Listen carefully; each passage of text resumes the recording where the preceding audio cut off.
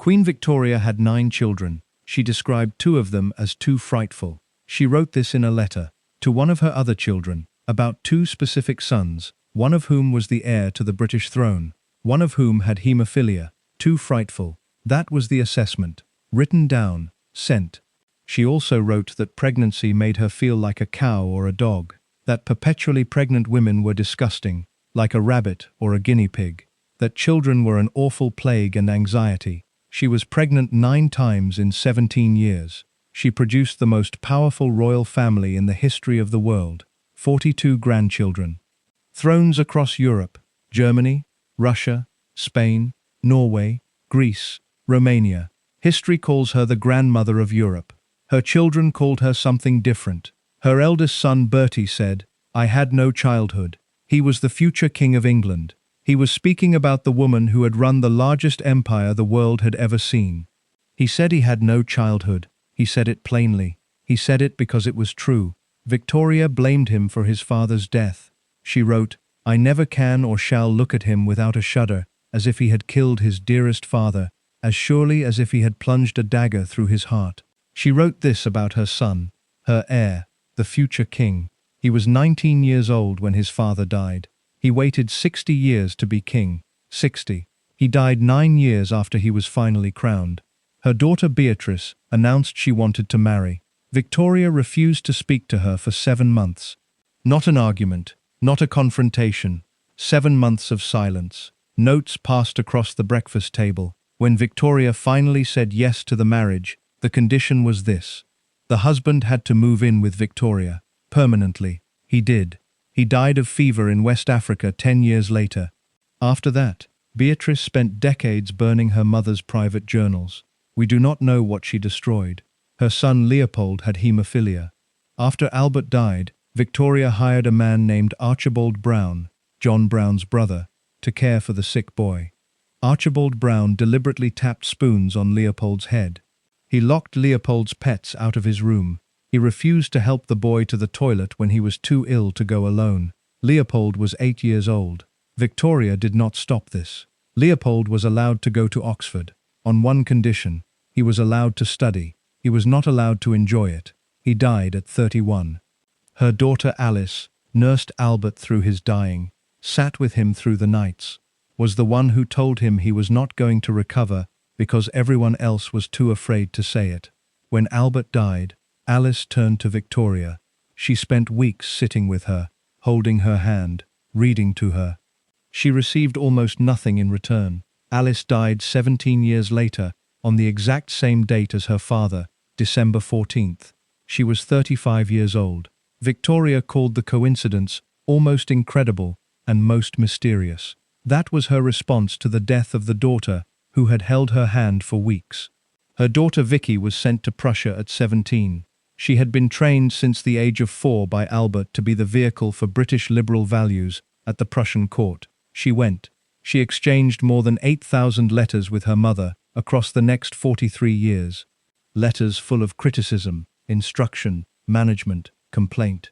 Vicky's husband became Kaiser for 99 days and died of cancer. Her son became Kaiser Wilhelm II, the Kaiser who started the First World War. Against his own cousins, against Britain. Victoria's daughter Alice carried the haemophilia gene into the Russian royal family. Her daughter Alex married Tsar Nicholas II. Their son Alexei had haemophilia. The haemophilia brought Rasputin into the Russian court. Rasputin contributed to the collapse of the Romanov dynasty. In July 1918, Alex and Nicholas and their 5 children, including the haemophiliac Alexei, were shot in a basement in Ekaterinburg. All of this traces back to one woman, the grandmother of Europe, the mother who wrote that her children were an awful plague and anxiety.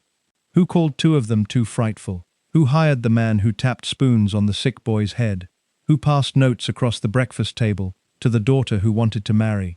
Who kept the notes? Who passed them? 9 children, 42 grandchildren, 1 First World War, 1 Russian Revolution. One woman who found pregnancy like a cow or a dog, and children an awful plague and anxiety, and still had 9 of them. This is the account of what it cost them. If you are enjoying this story, hit the like button and subscribe. Drop a comment telling me where in the world you are watching from. Bertie said he had no childhood. He said it plainly.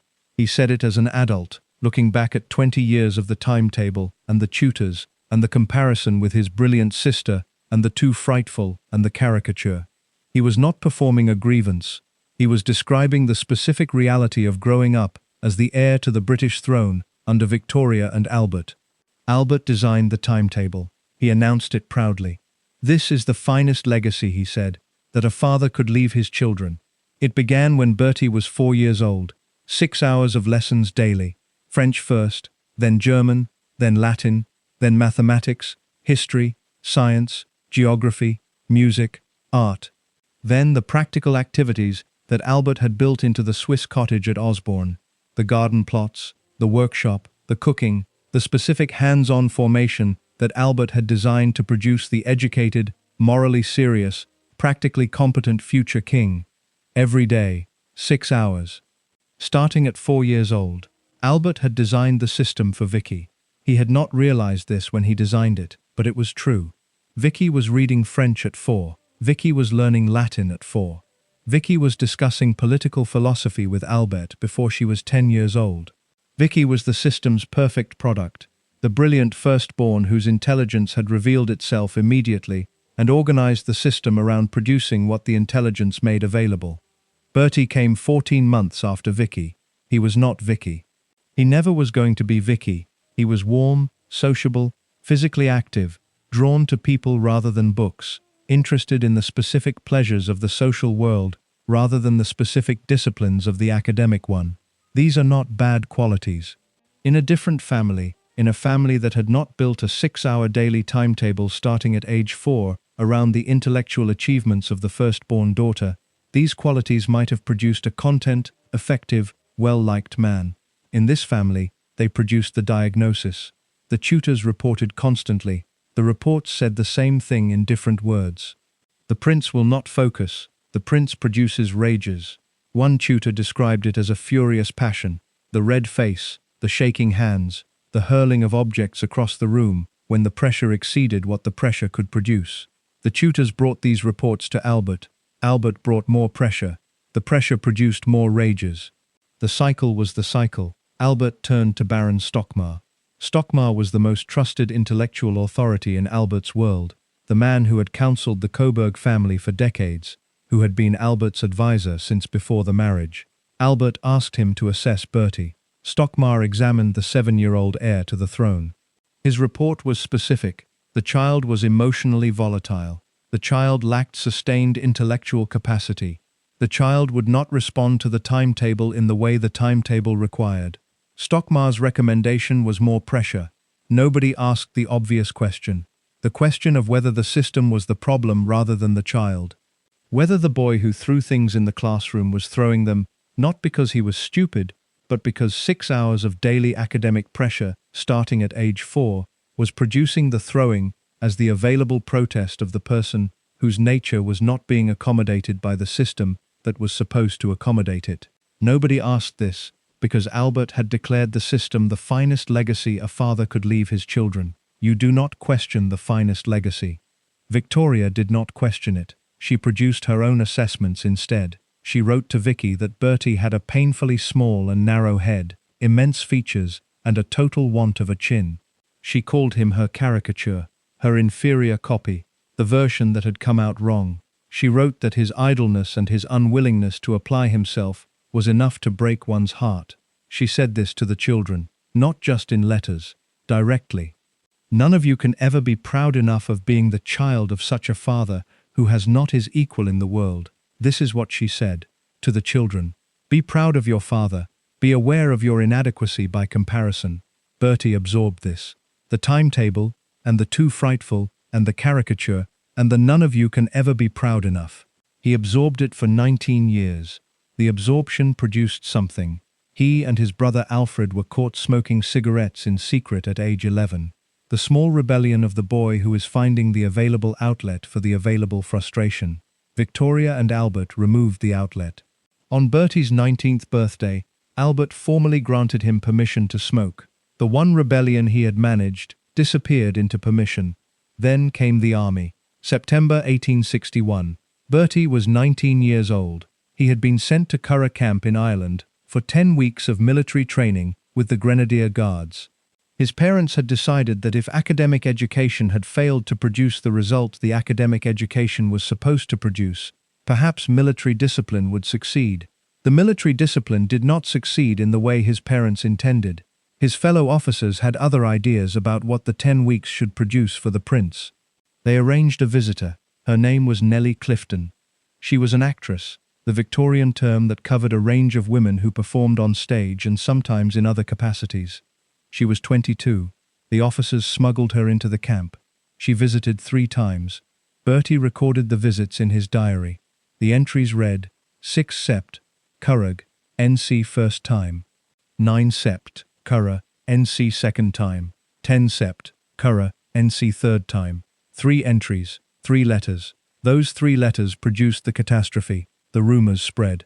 By November 1861, Baron Stockmar, the same Stockmar who had assessed Bertie at 7 and recommended more pressure, received a letter about the NC entries. He forwarded the information to Albert.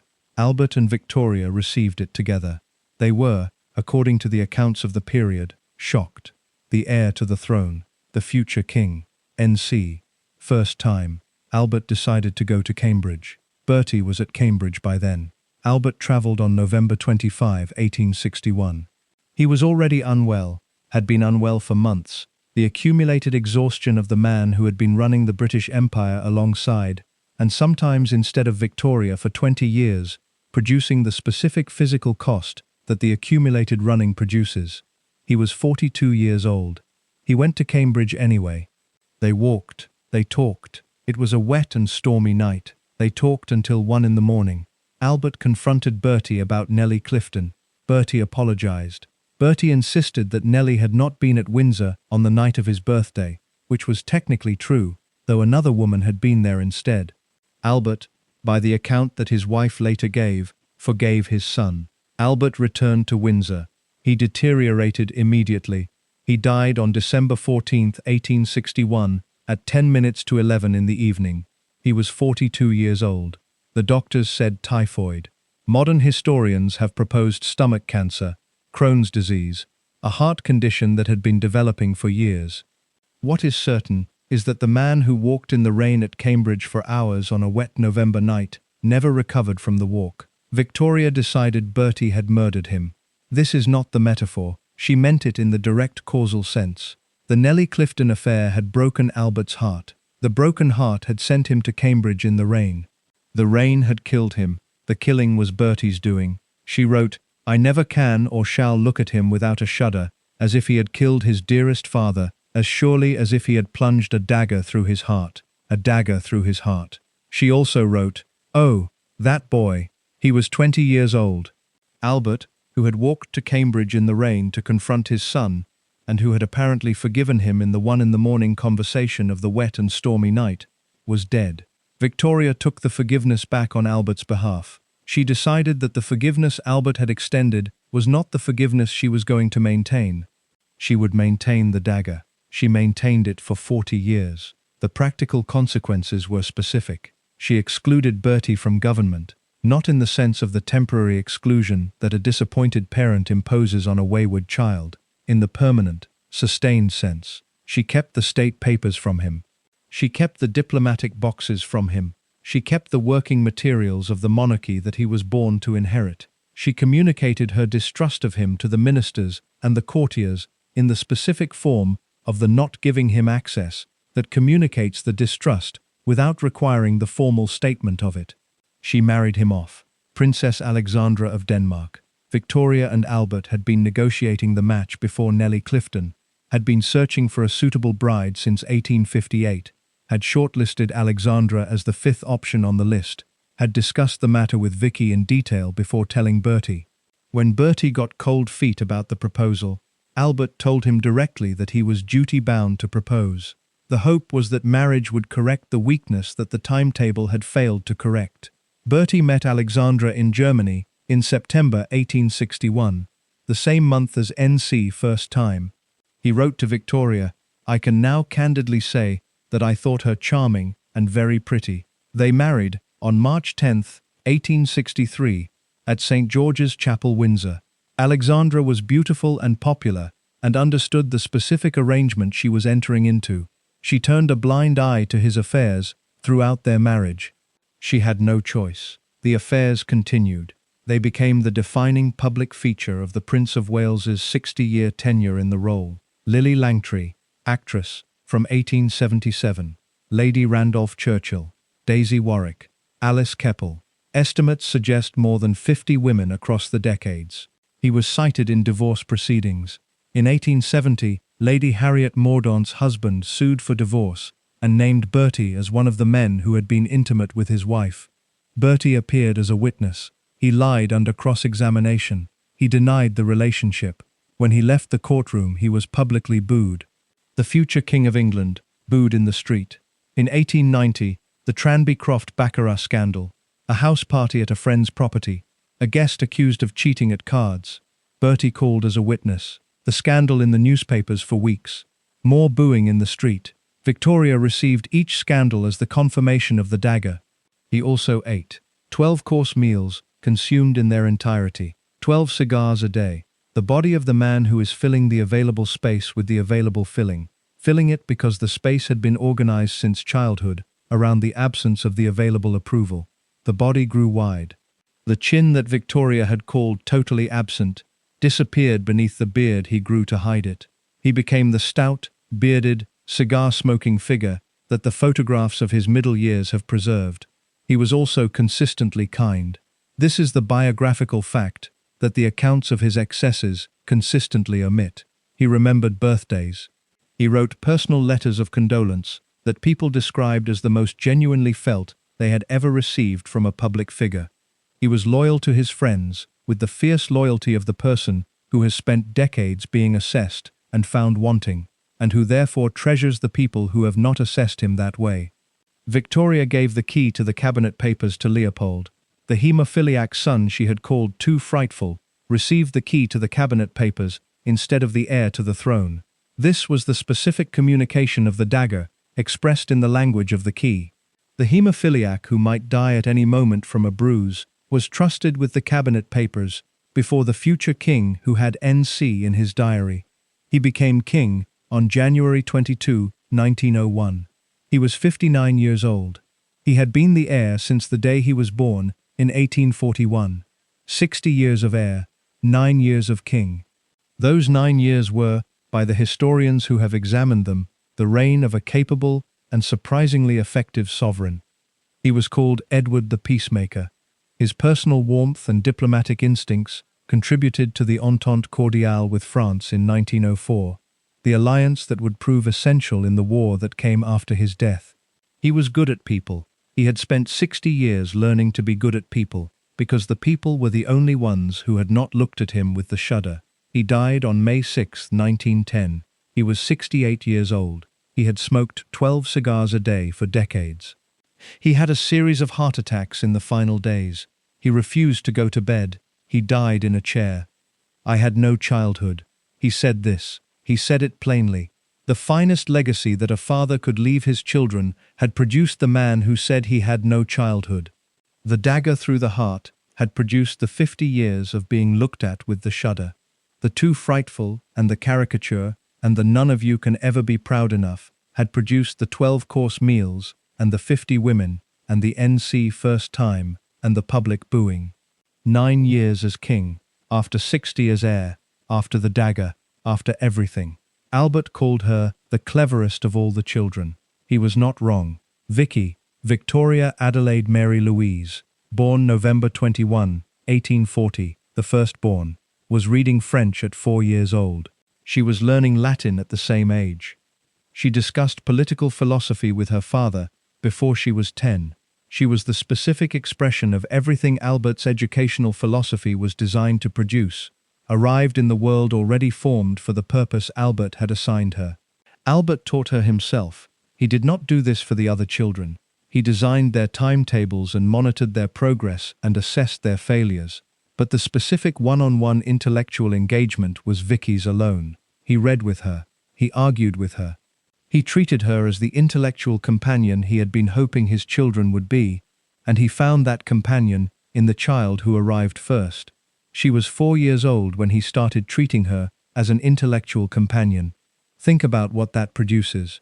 Not the warmth was real. Albert was genuinely warm with Vicky, and Vicky adored him in return, with the specific intensity of the child, whose intellectual formation has been organized around the approval of the parent, who is also the intellectual mentor.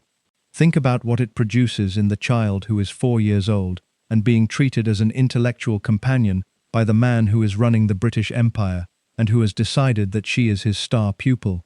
Think about the weight of that. The weight was the expectation. The expectation was always present. The performance was always being assessed. Albert was always watching. Vicky knew he was always watching.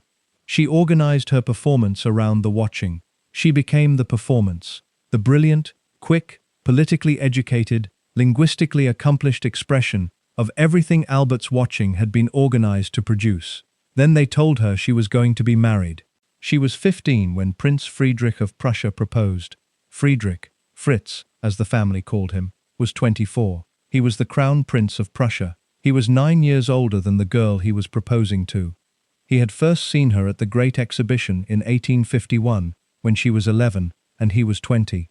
He had come back. Albert and Victoria had been planning this match since Vicky was a small child. Albert's European strategy, the plan to connect the royal houses of Europe through the marriages of his children, to insert British liberal values into the foreign courts through the persons of his daughters, had identified the Prussian match as the most significant available instrument. Prussia was the most powerful German state. The Crown Prince was the heir. Vicky would become the future empress. British liberal values, transmitted through Vicky's formation, would reshape the Prussian court from the inside. This was the plan. Vicky was the plan's instrument. She was 15 years old when they told her about the plan. She was 17 on January 25, 1858, when she married Fritz at the Chapel Royal in St. James's Palace. The wedding march she walked down the aisle to was Felix Mendelssohn's Wedding March, a tradition that began with her and that continues to this day in royal weddings. She walked out of the chapel and into a carriage and across the Channel and into Prussia, and the plan was operational. She cried on the ship. Albert cried on the dock.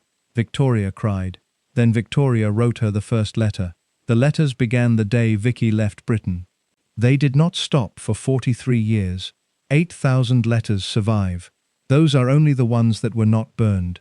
More were written, more were lost, and what remains of what was not lost is 8,000 letters running from 1858 until Vicky's death in 1901. Letters from Victoria to Vicky about Vicky's clothes and Vicky's posture and Vicky's relationship with Fritz and Vicky's relationship with the Prussian court and Vicky's pregnancies and Vicky's parenting and Vicky's political opinions, and Vicky's friendships. Nothing in Vicky's life was outside the letters. The letters covered everything. Albert wrote that education was about the watching of the development of feelings and faculties in the child. He was describing the warmth of the parent who is engaged with the child's formation. He was also describing the surveillance, the watching that never stops, the assessment that never ends. Vicky had been watched since she was 4. She had been assessed since she was 4. She had organized her entire self around the watching and the assessment since she was 4. The letters were the watching from a distance. Victoria could not be in the Prussian court in person. The letters were the available form of the watching. Vicky received them and responded. Every letter, for 43 years. She wrote back to Victoria with the specific obedience of the person who has been organized around the watching since 4 years old, and who does not know how to stop responding to it. She wrote about the court and the pregnancy and the children and the politics. She was producing the report for the watcher. Every week, for 43 years, she produced the report. The first pregnancy almost killed her. Wilhelm was born on January 27, 1859. The birth was catastrophic. He was in the breech position, feet first, not head first, the obstetric emergency of the era, before caesarean sections were safely available. The delivery took hours. Vicky was 17 years old. The doctors made decisions in the room. Decisions about how to extract the child that required the physical manipulation of the infant in the birth canal. In the process, the brachial plexus nerve cluster in Wilhelm's left shoulder was damaged. His left arm was born withered and shorter than the right. Wilhelm's left arm never grew properly. It was 6 inches shorter than his right arm. He spent his entire life managing this. The military uniforms were tailored to minimize it. The photographs were composed to conceal it. The compensatory bombast, the aggressive, theatrical, insecurity-driven bombast of the man who has been managing a physical inadequacy since birth, organized itself around the arm that the birth had damaged. Vicky blamed herself. She had been in the room. She had been the one whose body had not produced the child in the way the delivery required. The guilt was real and sustained, and it shaped the mother-son relationship across the decades, in the specific form that guilt shapes the relationship, the overcompensation, the indulgence, the specific failure to produce the boundary that the guilt prevents from being enforced. Wilhelm blamed his mother too. He blamed her for the arm. He blamed her for the British values she had spent his childhood trying to instill in him at the Prussian court. He blamed her for the specific quality of his formation that had made him neither Prussian enough for Prussia nor British enough for Britain. He was the product of two formations that contradicted each other, and the contradiction produced the man who was too aggressive for one world and too liberal for the other, and who compensated for the contradiction with the arm and the uniform and the bombast. Victoria adored him. This is the specific irony that the assembled family strategy produced as its most visible available expression. The grandmother who had called Bertie and Leopold too frightful found in the bombastic, damaged arm, blame his mother Kaiser, the specific grandchild whose company she actively sought. She called him a darling. She found him fascinating. The same woman who wrote that she could not look at Bertie without a shudder looked at the man who would eventually take Germany into war against Britain with the eyes of the fond grandmother. Fritz waited. He had waited since 1858, had been the Crown Prince of Prussia for 30 years, while his father Kaiser Wilhelm I refused to die. Kaiser Wilhelm I was 90 years old. He had been born in 1797. He had been Emperor of Germany since 1871. He was 90 years old in 1887, and he was still Emperor, and Fritz was still Crown Prince, and Vicky was still Crown Princess, and the crown they had been waiting for, through the 8,000 letters, and the Wilhelm with the arm, and the decades of the Prussian court's specific hostility toward the British woman who had married into it, had not yet arrived. Then it arrived. Kaiser Wilhelm I died on March 9, 1888. Fritz became Kaiser Friedrich III on the same day. Vicky became Empress of Germany on the same day. After 30 years of the Crown Princess, she was Empress. Fritz was 56 years old. He had cancer of the throat. He had known about it for months. The diagnosis had been made the previous year, had been disputed and confirmed, and disputed again in the specific medical controversy that the diagnosis of the heir to the German throne produced in the doctors who were assessing it. The cancer was real. The throat was deteriorating. He could barely speak. He reigned for 99 days. He died on June 15, 1888. He was 56 years old. He had been Crown Prince for 30 years. He had been Emperor for 99 days. Vicky became Empress on March 9th and ceased to be Empress on June 15th, 99 days. The crown that Albert had trained her for since she was 4 years old, the crown that the 8,000 letters had been organized around, the crown that the marriage at 17 and the catastrophic birth and the Wilhelm with the arm and the 30 years of the Prussian court's hostility had all been the cost of reaching, arrived and lasted 99 days. Then Wilhelm II was Emperor. The compensation arm bombast Kaiser was now the most powerful man in Europe. He moved immediately to consolidate that power in the form that the compensation arm bombast Kaiser consolidates power by removing the people around him who represented the values he was consolidating against. He removed Bismarck. He removed his mother's allies at court. He moved Vicky out of the palace. She had to leave the Berlin palace where she had lived for 30 years within weeks of Fritz's death, at Wilhelm's specific instruction. She wrote to Victoria, "It is a monstrous thought that this great country and fine army are in his hands. Victoria wrote back. The letters continued. The watching continued. The 8,000 letters had not produced the Empress. They had produced the mother of the Kaiser, who would one day take Germany into war against Britain. Albert's strategy, the Europe connected through royal marriages, the British liberal values transmitted through the daughters, the specific diplomatic instrument of the carefully arranged match, had produced Wilhelm II. Vicky spent the last years of her life at Friedrichshof, the house she had built for herself in the Taunus Hills outside Frankfurt. She was there when Victoria died in January 1901. She was already dying herself. The breast cancer that had been diagnosed in 1898 was advancing. She knew she was dying. She wrote to her doctor, "I had so hoped to go first." She had not gone first. She had watched her mother die, had been too ill to travel to Osborne to be at the deathbed, had received the telegram, and then she had continued dying herself for 8 more months. She died on August 5, 1901, 8 months after Victoria. She was 60 years old. Before she died, she burned letters. Not all of them, 8,000 survive, but some. She selected specific letters from the correspondence of 43 years, and she burned them. We do not know which ones she burned. We do not know what was in them. We know that she chose to burn some of the 8,000 letters that the 43 years of the watching had produced. She also smuggled a cache of private correspondence out of Germany to prevent Wilhelm from getting his hands on it. She had it transported to England in secret, hidden in laundry baskets, while she distracted Wilhelm. The letters were taken to Windsor. Wilhelm was furious when he discovered this. She burned some and smuggled the rest. After 43 years of producing the report for the Watcher, she decided at the end which parts of the record she was going to preserve and which parts she was going to erase. Albert called her the cleverest of all the children. She was. Alice was the one who told Albert he was dying. Nobody else would.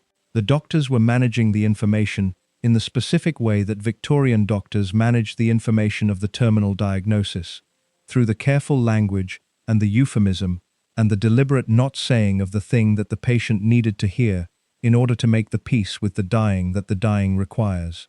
The doctors were not saying it. Victoria was not saying it. The people in the room were managing the information away from the man who needed it most. Alice said it. She was 18 years old. She sat at her father's bedside, and she told him directly that he was not going to recover. She did not dress it. She did not soften it with the Victorian medical vocabulary of the indisposition and the low spirits. She told him the truth, in the specific form of the truth, delivered by the person who has decided that the honest acknowledgement of what is happening between two people is the available form of the love, when the available form of love is the honest acknowledgement. Albert received it. He had not been fighting. The doctors had noticed this, had noticed the specific quality of the man who is not producing the resistance that the body produces when the body wants to live. He had been declining the medicines properly. He had been declining to eat. He had been declining in the specific quiet form of the person who has already made a decision to engage with the recovery. Alice told him he was dying. He knew. She knew he knew. The telling was not a revelation. It was a recognition. Alice Maud Mary was born on April 25, 1843. She was the third child, 14 months after Bertie, 23 months after Vicky. She occupied the specific middle position of the child, who is neither the star pupil nor the heir, neither Vicky with the political philosophy discussions at 10 years old, nor Bertie with the timetable rages and the too frightful. She was Alice. She was the one who watched. She watched Victoria manage Albert. She watched Albert manage Victoria. She watched the household's specific dynamics from the position of the child who has been placed by birth order in the middle of those dynamics and who has learned, from the middle position, the specific skill of the person who observes. She was the observer. She was the one who saw what was happening and responded to it rather than performing in it. When Albert began to fail in November 1861, Alice was in the room. She had been in the sick room more than any of the other children across the final weeks, sitting with him through the nights, reading to him, managing the specific practicalities of the sick room that the dying man's sick room requires and that someone has to manage. She managed them. She was 18 years old. and she managed the sick room of the dying prince consort, because she was the one who had identified herself as the person whose function was the managing. She was also the one who sent for Bertie. Victoria had not sent for Bertie. Victoria had been blaming Bertie for the illness, since she understood the illness was serious, had been holding the Nellie Clifton affair as the cause, had been declining to have the son who had caused the illness at the bedside of the man whose illness the son had caused. Alice decided differently. Alice sent the telegram. Alice told Bertie to come. She sent for her brother herself. Victoria found out afterward. The finding out produced the specific quality of the Victoria response to the thing that Alice had done without her permission, the managing of the response that the response required. Victoria managed it. Alice had done the thing. Bertie came. When Albert died, at 10 minutes to 11, on the night of December 14, 1861, Victoria collapsed. She threw herself onto his body. The people in the room extracted her. She was taken to her room. She was put to bed. Alice sat with her. Not for a night, not for a week, for weeks. Alice sat beside her mother's bed, and held her hand, and read to her, and talked to her, and did the specific work of the person who has identified themselves as the available sustaining presence, and who is providing the sustaining presence with the specific consistency of the person who is not going to leave the room. Victoria received the sustaining. The receiving was the specific form of the receiving that Victoria produced when the receiving was the receiving of the sustaining. She received it, she absorbed it, she was sustained by it. What she did not do, in the available record of those weeks, was acknowledge it. She was sustained. She did not acknowledge the sustaining. She wrote to Vicky. She wrote letters about Albert.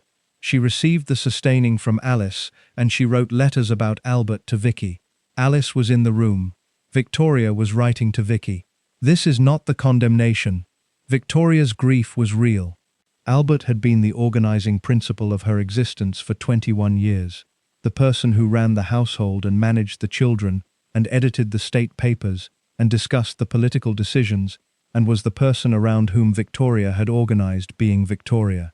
The grief was not the performance of the grief. It was the specific devastation of the person whose organizing principle has been removed. But Alice was 18 years old.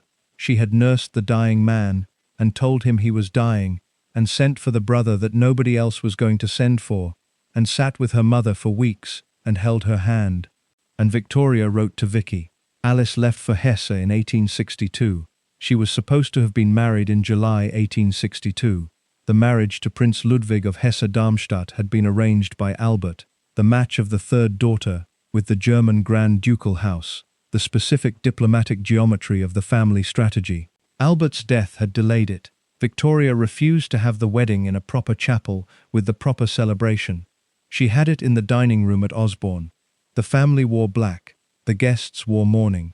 Victoria called it more like a funeral than a wedding. More like a funeral than a wedding. This is what Victoria called her daughter's wedding day. Alice went to Hesse. She arrived in a new country at 19 years old, with a man she had married in a dining room in black clothes, and a mother who had called her wedding more like a funeral. She had left Britain for a grand ducal court where she would be the foreign wife for the rest of her life, the English princess who had married into Hesse, and who would never fully belong to Hesse in the way that the person born into a place belongs to it. Ludwig, the Grand Duke as he eventually became, was kind. He was decent. He was also, by the accounts of the people who described him, dull. Alice had grown up in the specific intellectual environment that Albert's timetable produced. 6 hours daily, the languages and the history and the political philosophy. She had been formed by the expectation of serious intellectual engagement. Ludwig did not provide it. She found it elsewhere. She read. She read extensively and seriously across the sciences and the humanities, with the specific appetite of the person whose intellectual formation has produced the hunger that requires the feeding, regardless of whether the available partner is feeding it. She corresponded with Florence Nightingale, not the letter of the princess lending her name to the cause, but the sustained intellectual correspondence of two people who are seriously engaged with the same questions about nursing and medicine and the care of the suffering. She was interested in nursing as a profession. She studied it. She worked to establish nursing associations in Hesse. She had 7 children. Friedrich, Fritti, was born in 1870. He was 2 years old when he fell from a window in 1873. He had haemophilia. Alice had received the gene from Victoria and had passed it to Fritti. The fall produced a brain hemorrhage. He died within hours. Alice watched her 2-year-old die of a hemorrhage produced by a fall from a window. She had given him the gene. She knew she had given him the gene. The guilt of the parent who has transmitted the illness to the child who has died of the illness is the guilt that does not resolve, because the transmission is the fact, and the fact is permanent.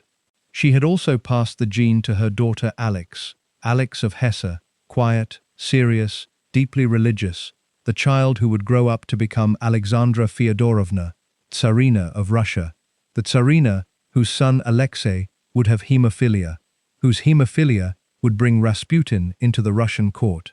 The consequences of that would take decades to produce their full devastation. Alice was dead before any of them became visible. In November 1878, diphtheria swept through the Hesse household. The children fell ill one by one. Ludwig fell ill. Alice managed it. She organized the sickroom the way she had organized the sickroom of the dying Albert 17 years earlier, with the specific competence of the person who has decided the managing is their function. She nursed the children. She nursed Ludwig. She managed. On November 16, 1878, her daughter May died. May was 4 years old. Alice had to tell the other children that their sister was dead. She told them carefully and directly in the specific form that the honest person tells the hard truth when the hard truth is the death of the 4-year-old sister. She told her son Ernst Ludwig. He was grieving. He was a small boy whose sister had just died of diphtheria and who was grieving with the specific unguarded grief of the small child who does not yet know how to manage the grief. Alice held him. She kissed him. The doctors had told her not to kiss the children. Diphtheria spreads through contact. The kissing was the specific risk that the doctors had named as the risk that required the not doing. The doctors had said not to do the thing.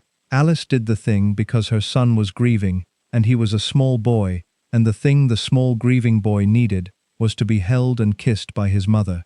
She contracted diphtheria. She died on December 14, 1878.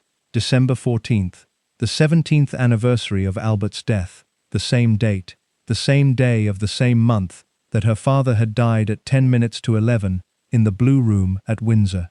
She died in Darmstadt of the illness she had contracted from kissing the grieving child, on the 17th anniversary of the father she had told was dying, and whose sickroom she had managed, and whose wife she had held for weeks, while the wife wrote letters to Vicky.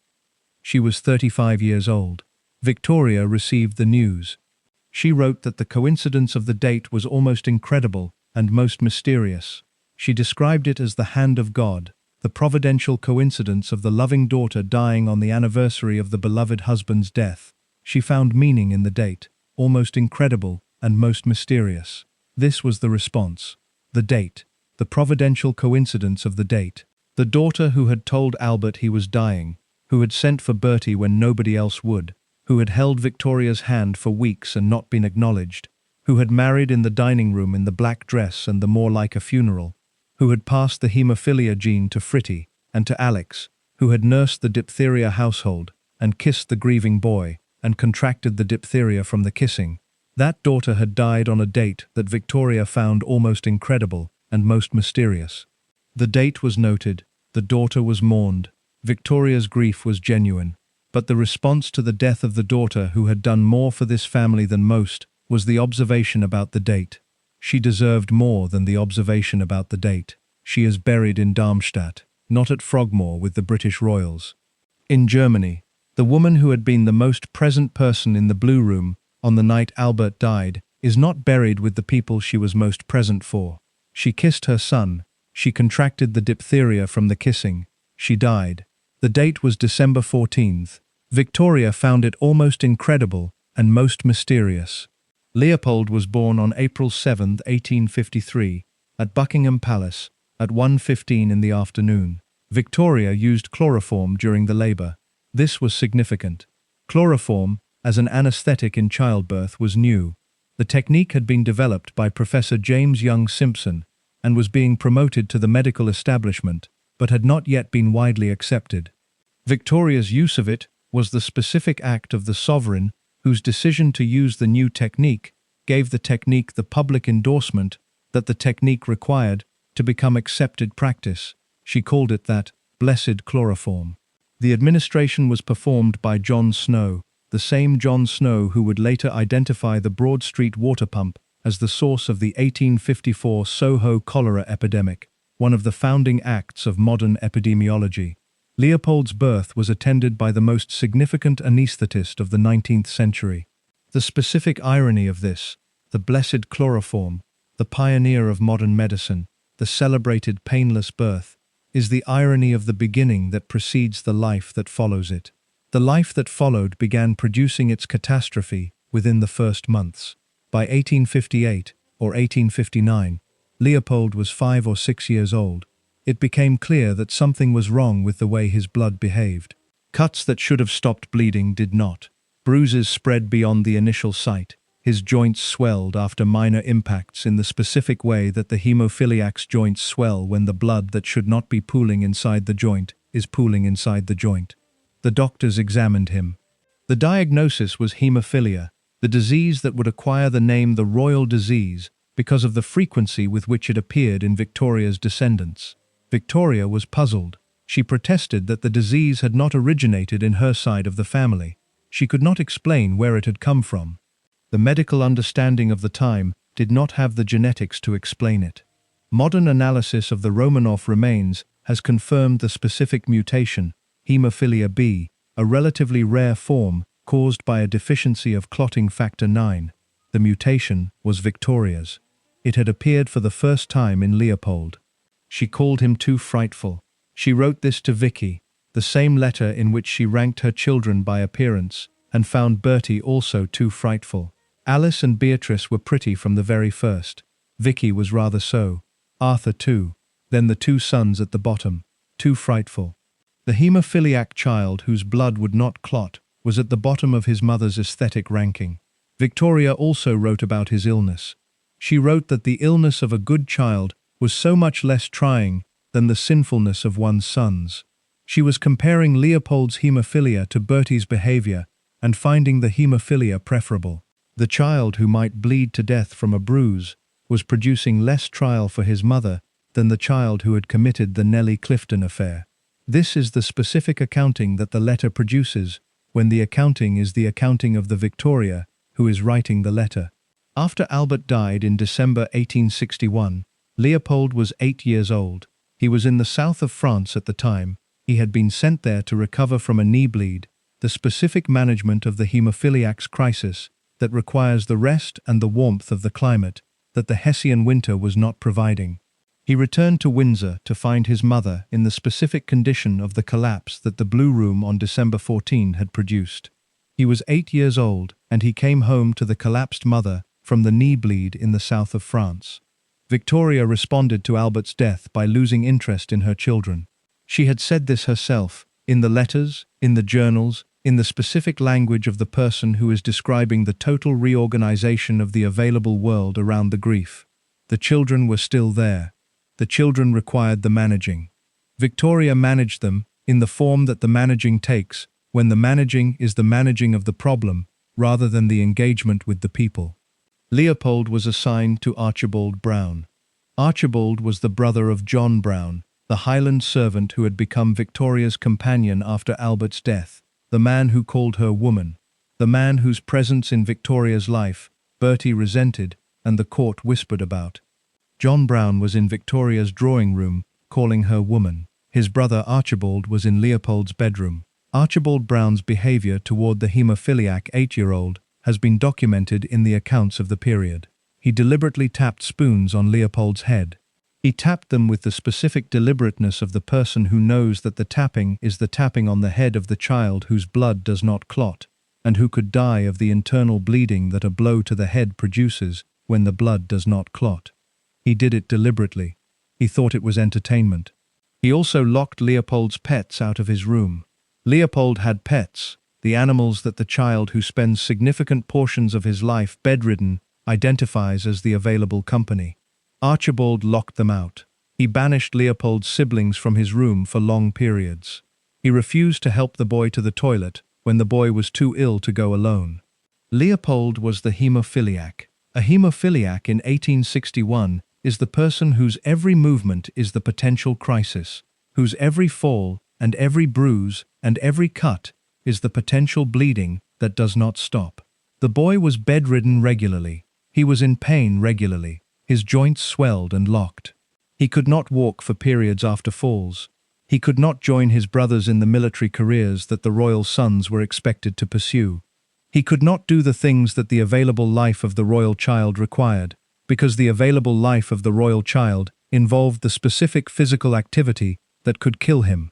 Victoria was in her drawing room. Archibald Brown was tapping spoons on his head. The only consistent company Leopold had during these years was his sister Louise. Louise visited him when Archibald allowed it. She sat with him. She talked to him. She brought him things. Louise was the rebel daughter, the one who had fought for the right to go to art college, the one who would eventually marry the non-royal, and she was the one who kept coming to the room that Archibald periodically locked the siblings out of. Leopold was also, by all available assessments, the most intellectually gifted of Victoria's 4 sons. He had inherited Albert's specific intellectual qualities, the curiosity, the breadth of interest, the capacity for serious, sustained engagement with ideas. He knew John Ruskin. He corresponded with Benjamin Disraeli. At Oxford, he became friends with Charles Dodgson, Lewis Carroll, the man who wrote Alice in Wonderland, whose tutorship of Leopold at Christ Church was the connection through which Leopold knew Alice Liddell, the real girl who had inspired Alice in Wonderland. Leopold met Oscar Wilde at Oxford. He attended the early exhibitions of the Pre-Raphaelite Brotherhood. He had an eye for actresses. He was the most intellectually alive of the 4 sons. Getting to Oxford had required a fight. Leopold had wanted to go since he was 19. Victoria was reluctant. She had relied on Leopold as an unofficial secretary. He was the one she trusted with the cabinet papers that she refused to give to Bertie, the son who she trusted more than the heir with the actual working material of the monarchy. She did not want to lose the secretary. She was also afraid of what Oxford would do to the haemophiliac. The fear was the fear of the mother who has been managing the haemophiliac child's physical vulnerability since 1858, and who has built the management of that vulnerability as the organizing principle of the child's available life. The child had become a young man who wanted to go to Oxford. The organizing principle resisted. Leopold negotiated. The negotiation was the negotiation of the specific person who has been negotiating with Victoria's organizing principle since early childhood, and who has learned the specific form of the sustained pressure that yields the organizing principle's resistance. He applied the sustained pressure. Victoria yielded. She allowed him to go to Oxford, on one specific condition. He was allowed to study. He was not allowed to enjoy it. She communicated this directly. The letter she sent him at Oxford, or the letter she sent his guardian at Oxford, the adult she had assigned to monitor him there, established the specific terms. He had been permitted to study. The studying was the available activity. The enjoying was not the available activity. The enjoying was the specific thing that the permission did not extend to. He enjoyed it anyway. He met Ruskin and Dodgson and Wilde. He attended the Pre-Raphaelite exhibitions. He made friends. He did the things that Oxford does for the person who goes to Oxford with the specific intellectual appetite that Leopold brought to it. Victoria received reports. The reports said he was socializing. The reports said he was attending events. The reports said he was not only studying. Victoria received the reports and wrote the letters. Leopold left Oxford in 1876 with an honorary doctorate in civil law. He had been there 4 years. He had studied and enjoyed it, and met Ruskin and Carroll and Wilde and the Pre-Raphaelites. Victoria had received the reports. The letters had been written.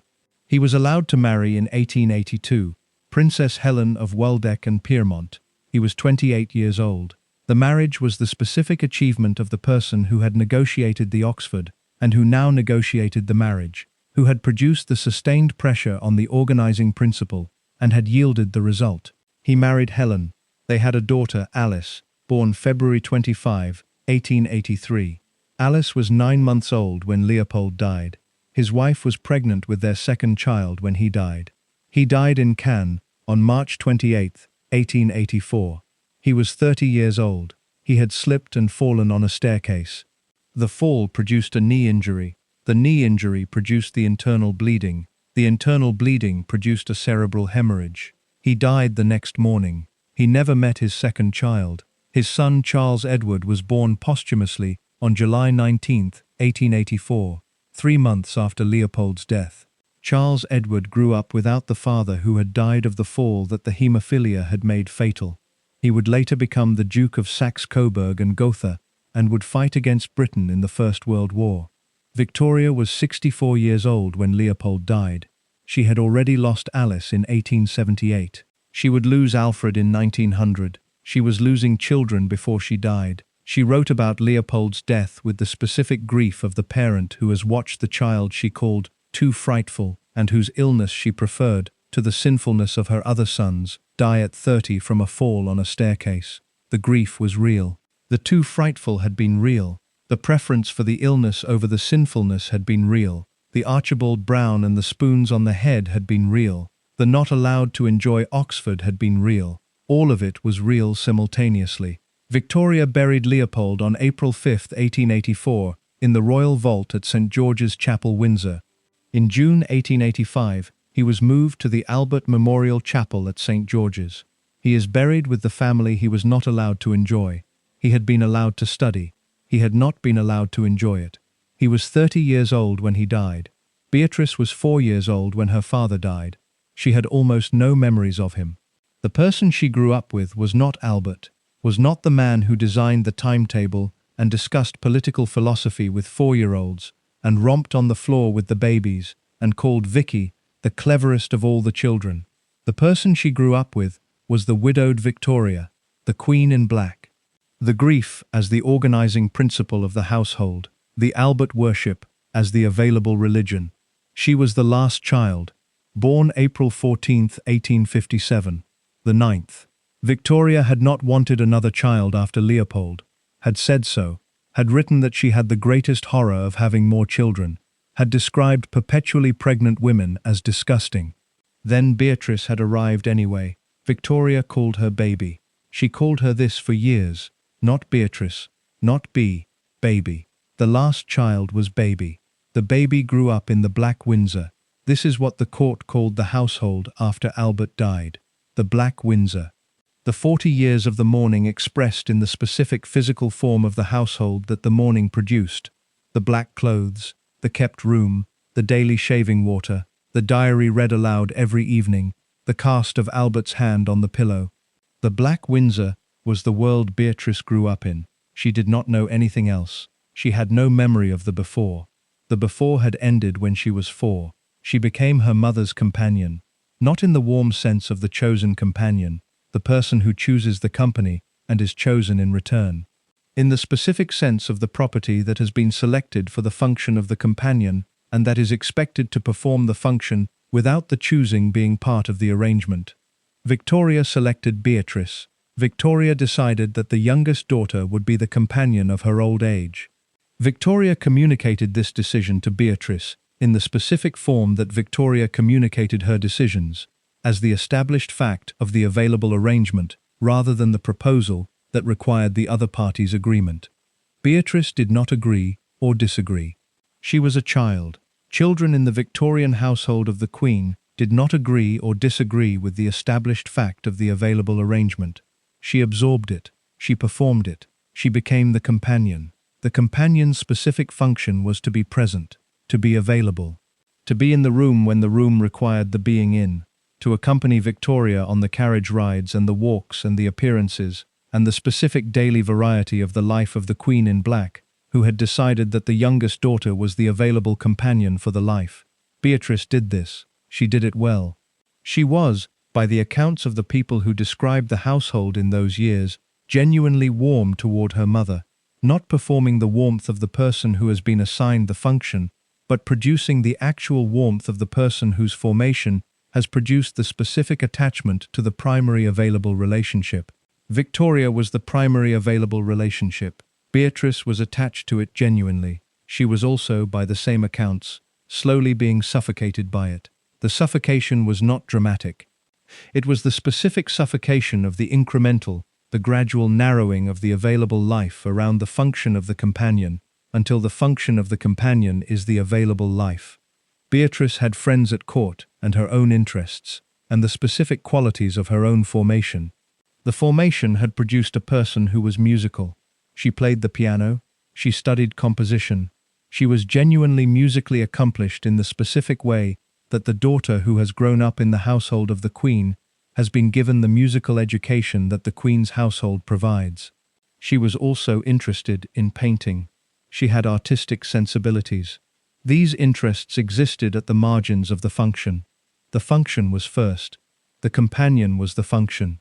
Then Henry arrived. Prince Henry of Battenberg, Lico, as the family called him, came into Victoria's orbit in 1884. He was 26 years old. He was the third son of Prince Alexander of Hesse and the Countess Julie von Hauke. He was handsome. He was charming. He was the specific quality of the charming young man who enters the room and fills it with the warmth of his presence. He was not of the highest royal rank. The Battenbergs were considered a morganatic branch, a step below the fully royal houses of Europe. But he was royal adjacent. He was available. He was 26 and charming, and he walked into the room. Beatrice was 27 years old. She was the companion. The companion's available life had been the function for 23 years, and Lico walked into the room. She fell in love with him, not in the performed sense of the Victorian princess performing the appropriate attachment to the appropriate match selected by the appropriate parental authority. In the specific actual sense of the person who has been the companion for 23 years and who has encountered for the first time the person whose presence in her life feels like something other than the function, she told Victoria. Victoria's response was to stop speaking to her, not a disagreement, not a confrontation, not the formal statement of the maternal objection to the proposed match. Victoria stopped speaking to her daughter.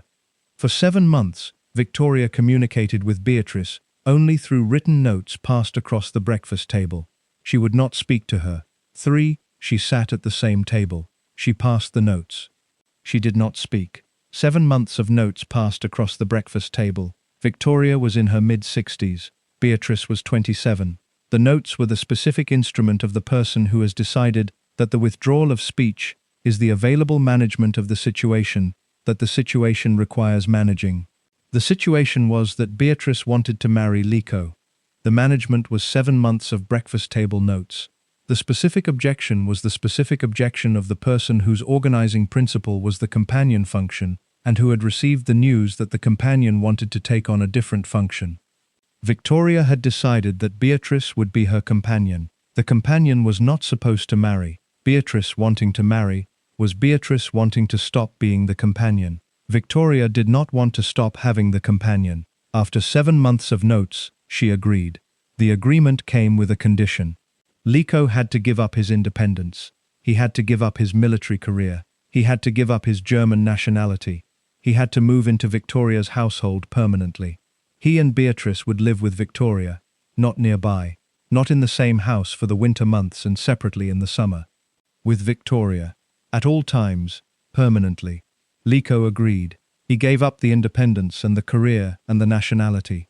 He moved in. He and Beatrice married on July 23, 1885, at Whippingham Church on the Isle of Wight, near Osborne, where Victoria spent significant portions of the year. The wedding was near Victoria's preferred residence because the wedding was the beginning of the life that would be lived near Victoria's preferred residence. Lico moved into Victoria's household. He discovered the specific quality of what he had agreed to. He had been a young man of 26 with a military career and an independent life. He became the husband of the companion who was living in the household of the companion's mother. The household schedule was the mother's schedule. The household social world was the mother's social world. The movements between residences, Osborne, Balmoral, Windsor, Buckingham Palace, were the mother's movements.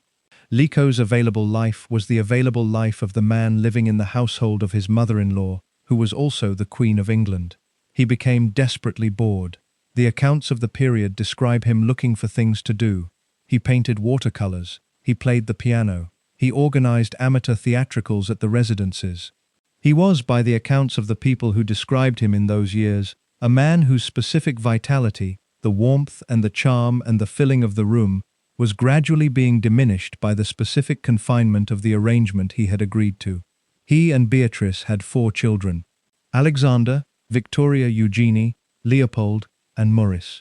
Victoria Eugenie, Ina, would marry King Alfonso VI of Spain and carry the haemophilia gene into the Spanish royal family.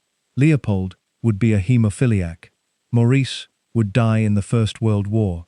But in 1895, Lico requested permission to do something. He wanted to go to war. The Ashanti War in West Africa. The British military campaign in what is now Ghana. He wanted to go. He had been confined to the household for 10 years. He wanted to go to war. He made the request. Victoria and Beatrice considered it. They agreed. He went to West Africa in December 1895. He contracted malaria almost immediately. He died on January 20, 1896, on board HMS Blonde, while being transported back to Britain for medical treatment. He was 33 years old. He had been living in Victoria's household for 10 years. The first time he left it for a military engagement, he died. He was buried at sea initially. His body was later returned to Britain and interred at Whippingham Church, the same church where he had married Beatrice 10 years earlier, near the Osborne residence where he had spent the decade of the arrangement. Beatrice was 38 years old when Lico died. She had 4 children. She was in her mother's household. She had been the companion for 31 years. She would be the companion for 5 more years after Lico's death, before Victoria died in January 1901. And then, after Victoria died, Beatrice spent the next 38 years doing the thing that Victoria had left her to do. Victoria's journals were extensive. She had kept them since childhood, had been required to keep them by the Kensington system, had continued keeping them throughout the reign, had produced a record of the interior life of the Victorian monarchy in the specific detail that the daily journal kept across decades produces. The journals were private. They were Victoria's private record. Victoria left instructions. The instructions specified that Beatrice was to transcribe the journals. The transcribing was the copying of the journals into a new form, Beatrice's handwriting replacing Victoria's, Beatrice's version of the journals becoming the version that the Royal Archive would hold. The instructions also allowed, or were understood to allow, the editing. Beatrice edited. She transcribed. She edited. She burned. She spent 38 years doing this. She destroyed the original volumes as she transcribed them. She burned them section by section across the 38 years. She edited as she transcribed, removing passages, softening assessments, changing the record in the specific ways that the person who has been the companion for 31 years and who is now the guardian of the companion's mother's reputation changes the record. We do not know what she destroyed. We know the journals existed in the form Victoria kept them before the transcription. We know the journals exist in Beatrice's transcribed and edited form after it. We know the gap between the 2 forms was created by Beatrice over 38 years with the specific selection of what to preserve and what to burn. She preserved enough. She burned enough. She died on October 26, 1944. She was 87 years old. She was the last of the 9 children to die. She had outlived all of them. Vicky and Bertie and Alice and Alfred and Helena and Louise and Arthur and Leopold. The baby was the last one standing. She burned the journals. She died at 87. She had been the companion for 31 years, then 5 more after Lico died, then 38 years transcribing and burning. Alfred was the one who knew what he wanted. He was born on August 6, 1844. He was the 4th child, the 2nd son. He was 14 months younger than Alice and 3 years younger than Bertie. He grew up in the household of the timetable and the 2 frightful and the comparison with Vicky and the specific pressure of being the 2nd son of Albert and Victoria, which was the pressure of being the person whose position is the position of the person who is not the heir and not the star pupil, and who must find, within those constraints, the available identity. Alfred found it immediately. He wanted the Navy. Not in the way that the royal child wants the thing that the royal child has been told to want. in the specific self-knowing way of the person who has identified the life that fits the self and who pursues it with the clarity that the self-knowledge produces. He wanted the sea. He wanted the ships. He wanted the specific world of the naval officer whose life is organized around the ocean and the discipline and the clarity of the command structure that the ocean and the discipline and the command structure produce in the person who is suited to them. Albert approved. Victoria approved. The Navy was the appropriate career for the second son. The heir was going to be king. The second son went to the Navy. This was the institutional structure of the royal family's management of the available sons. Alfred's desire and the institution's requirement met without friction. He entered the Navy in 1858 at 14 years old. He was good at it. He rose to admiral of the fleet. He commanded ships. He was respected by the men who served under him with the specific respect that the capable commander earns from the men who serve under him. He was Alfred, the capable naval officer, in a family where the capable was not always the most visible available quality. The Greeks offered him a throne in 1862. The Greek population had deposed King Otto, the Bavarian prince, who had been installed as the first king of modern Greece in 1832, and who had managed to alienate his subjects with the specific consistency of the foreign king who has never understood the country he was installed to rule. Otto was out. The Greeks wanted a new monarch. The Greek National Assembly voted on their preference. Alfred received the majority of votes. He was 18 years old. He was the second son of the Queen of England. He had the naval career he wanted, and the institutional position he occupied, and the specific life that the naval career and the institutional position together produced. And the Greek National Assembly voted for him to be their king. Victoria said no. She did not ask Alfred. She did not discuss it with Alfred. She consulted the British government. The position of the great powers was that no member of the reigning British royal family could accept a foreign throne, and the British government confirmed this position. Victoria communicated the no to the Greeks.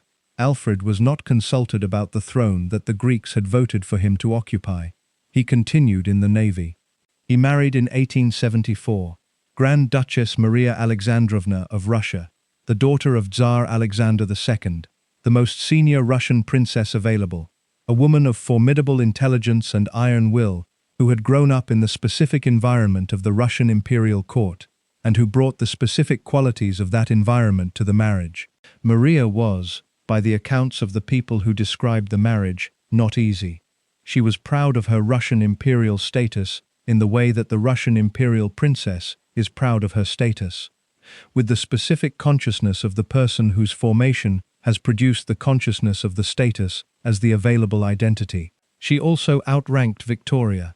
This is the specific detail of the Alfred marriage that the accounts of the period have preserved as the specific detail that produced the specific friction. As the daughter of a Tsar, Maria considered herself to outrank the Queen of England in the specific hierarchy of the European royal houses. Victoria considered herself the most senior available person in any room she occupied. The two women's respective assessments of their own seniority did not align. They did not like each other.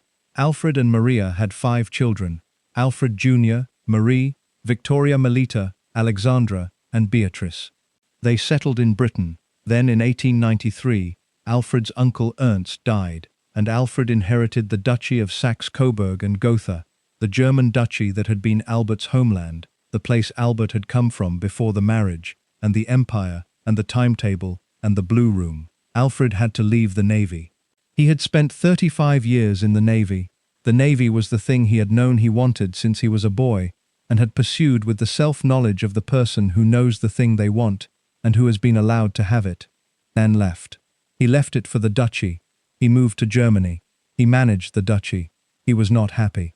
He hated it, the accounts of the period suggest. He had been a naval man for 35 years. The duchy was not the sea.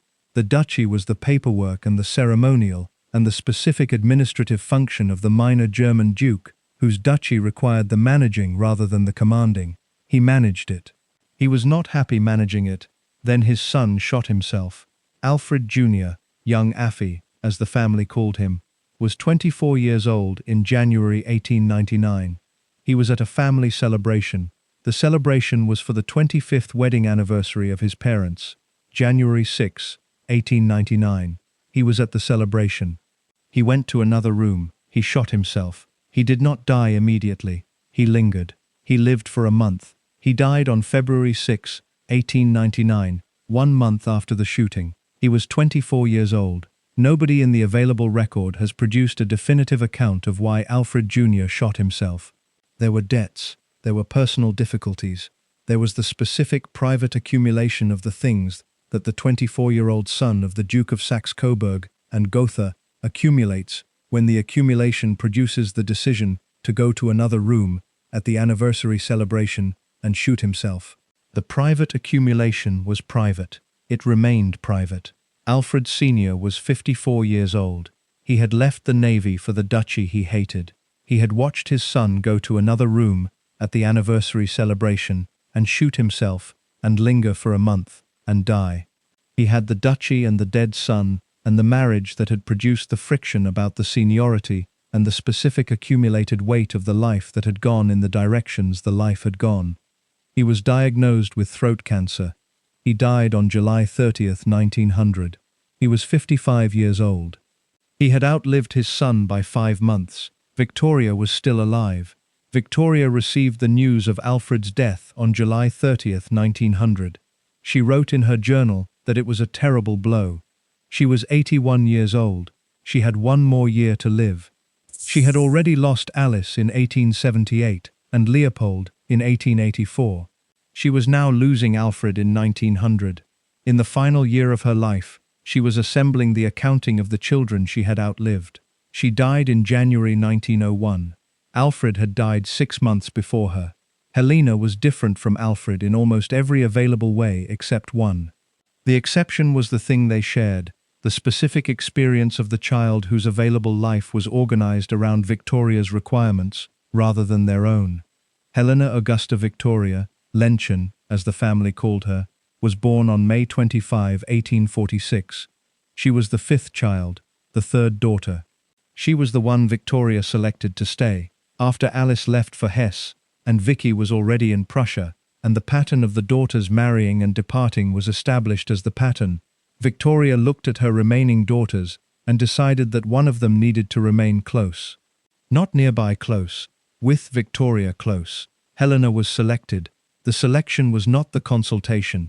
Victoria decided. Helena was the one who would stay. Victoria arranged the marriage accordingly. The available husband was Prince Christian of Schleswig-Holstein, a man 15 years older than Helena, who had been rendered effectively stateless by the 1864 Austro-Prussian War over his home duchy, who had no significant income and no territory and no particular position in the European hierarchy of the royal houses. What he had was the availability. He was available in the specific form that the condition required, the condition being that Helena and Christian would live with Victoria permanently. Christian assessed the condition. Christian accepted the condition. He became the husband who had agreed to live with his wife's mother permanently in exchange for the wife and the financial provision that the wife's mother's household would provide. Helena married Christian on July 5, 1866. She was 20 years old. She moved in with Victoria. She stayed for the rest of Victoria's life. She did the charitable work. She was a founding member of the British Red Cross. She established nursing associations. She organized charitable institutions. She performed the function of the selected companion alongside Beatrice in the years after Beatrice's arrival at the function. She also became addicted to morphine and laudanum. The addiction is documented but not widely discussed. The morphine and the laudanum were the available medications of the Victorian era, the pharmacological tools that Victorian medicine deployed for pain and anxiety, and the specific range of conditions that the available pharmaceutical options addressed. Helena had physical ailments. The physical ailments required the medications. The medications required more medications. The addiction was the specific outcome of the long-term use of the available medications in the specific conditions of the selected companion's life. She was in pain.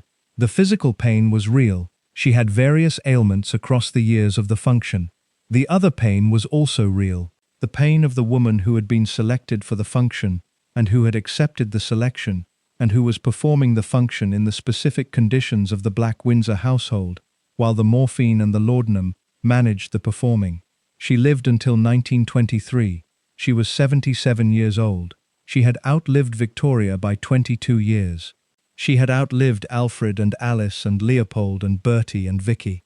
She was Lenchen, the tough one, the sporty one, the one who had fed and groomed the horses at the stables, and who had stood up to the older siblings, and who had the specific toughness of the person whose formation had produced the toughness, rather than the brilliance or the warmth. The toughness sustained her. She continued the charitable work after Victoria died. She maintained her public function through the Edwardian years and the First World War and into the 1920s. She was the last of the middle children. She had been selected to stay. She stayed until 1923. Until she was 77 years old. The Navy had taken Alfred. The function had taken Helena. The duchy had taken Alfred's son. The morphine and the laudanum had taken the edges of Helena's pain. Nobody remembers either of them with particular clarity. They are Alfred and Helena, the second son who wanted the Navy, and got it, and then lost it, and then lost his son, and then died. And the third daughter, who was selected to stay, and stayed, and became addicted to the medications, and outlived everyone, and died in 1923. If you are enjoying this story, hit the like button and subscribe. It genuinely keeps this channel going, and I read every single comment. Drop one below, telling me where in the world you are watching from. Louise was the rebel, not in the dramatic sense of the formal confrontation and the public declaration, in the specific persistent sense of the person who has looked at the available life being offered and has decided to apply pressure to every constraint until the constraints yield. She was born on March 18, 1848. She was the sixth child, the fourth daughter. She had watched Vicky go to Prussia at 17, and Alice go to Hesse, and Helena be selected to stay. She had watched the pattern. She had decided she was not going to follow it. She started with the art college, the National Art Training School, which would later become the Royal College of Art, was the institution she wanted to attend. Not the private tutor in the appropriate subjects, not the drawing lessons with the approved instructor in the palace schoolroom. The actual institution, the public college where the actual students were learning the actual craft. She wanted to go there. Victoria said no. The no was the no of the institution's understanding of the princess's available education. The public college was not the appropriate form for the princess, whose education was the education of the princess. Louise pushed. She made the argument. She made it again.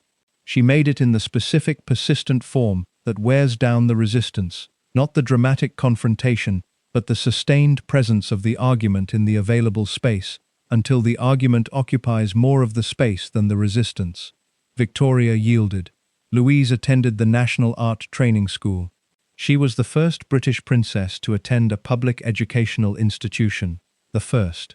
In the entire history of the British monarchy, no princess had ever attended a public school of any kind. Louise walked through the door and sat in the class, and learned the craft alongside the other students. The craft was sculpture. She was good at it. She was not politely princess good at it. She was genuinely, technically, professionally accomplished in the specific way that the sculptor who has learned from serious teachers and who has produced serious work is accomplished.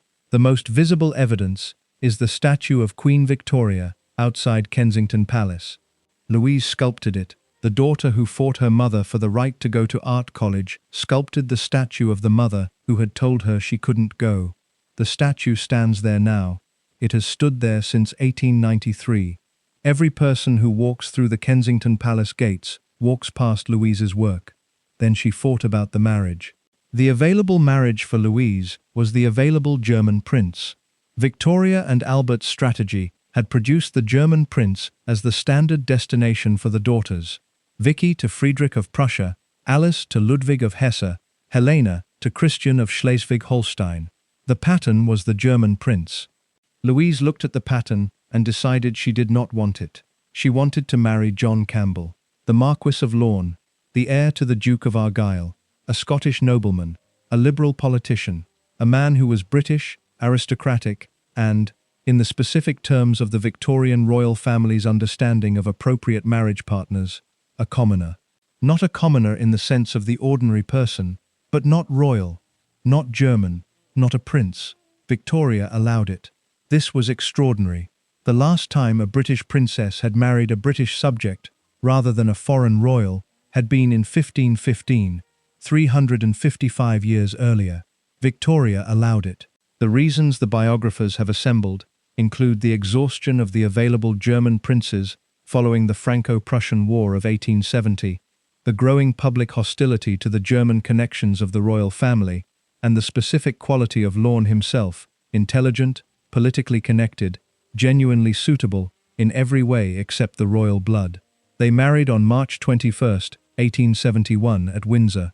Louise was 22 years old, Lorne was 25. The marriage produced no children. The childlessness has been the subject of the biographer's examination across the decades. Was it the choice of the two people who decided together? Was it the physical impossibility for one or both of them? Was it the specific quality of the marriage that the absence of children reflects? The available record does not answer this question definitively. The marriage also produced rumors, persistent, specific, documented rumors that have circulated in the accounts of Louise's life since the 19th century. The rumors about Lorne and his preference for male company. The rumors about Louise and her preference for company that was not Lorne. The rumors about the sculptor Edgar Boehm, the man who had taught her at the art training school, who had been her teacher and then her friend, and then something the rumors describe as more than a friend. Boehm died in 1890 in his studio. Louise was in the studio when he died. The official account described a sudden heart attack. The rumors described something more. There was also the specific rumor about an illegitimate child. Louise had been in the south of France in 1866, the year before her marriage negotiations began. She had been away from court for a period that the accounts of the period describe as a convalescence. The rumor, the specific, persistent, never confirmed, and never definitively refuted rumor, was that the convalescence was the convalescence of the young woman who had been pregnant and who had given birth in the south of France, and whose child had been given away. The rumor names a child. The rumor names a destination. The rumor has never been confirmed. The palace has never confirmed it. The palace has never denied it. The palace has managed it in the available form of the not commenting that the palace deploys when the not commenting is the available management. Louise died on December 3, 1939. She was 91 years old. She had outlived most of her siblings. She had sculpted the statue of the mother who had told her she couldn't go to art college. She had married the non-royal. She had kept the secrets, whatever they were. She had been the rebel who fought the constraints and had produced, from the fighting, a life that was more her own than the lives of most of her sisters. The secrets died with her. Arthur was different from all of them. He was born on May 1, 1850. He was the seventh child, the third son. He was named Arthur after his godfather, the Duke of Wellington, the Iron Duke, the victor of Waterloo, who died in September 1852 when Arthur was 2 years old. The naming was Albert's specific tribute to the specific man Albert considered the greatest British military figure of the age. Victoria called Arthur her favourite son. She said this. She wrote it. She did not conceal it from the other sons, did not manage the preference in the specific discrete form that the parent who has the preference but has decided to conceal the preference conceals it. She was open about it. Arthur was her favourite. He had been her favourite since childhood. He would be her favourite until she died.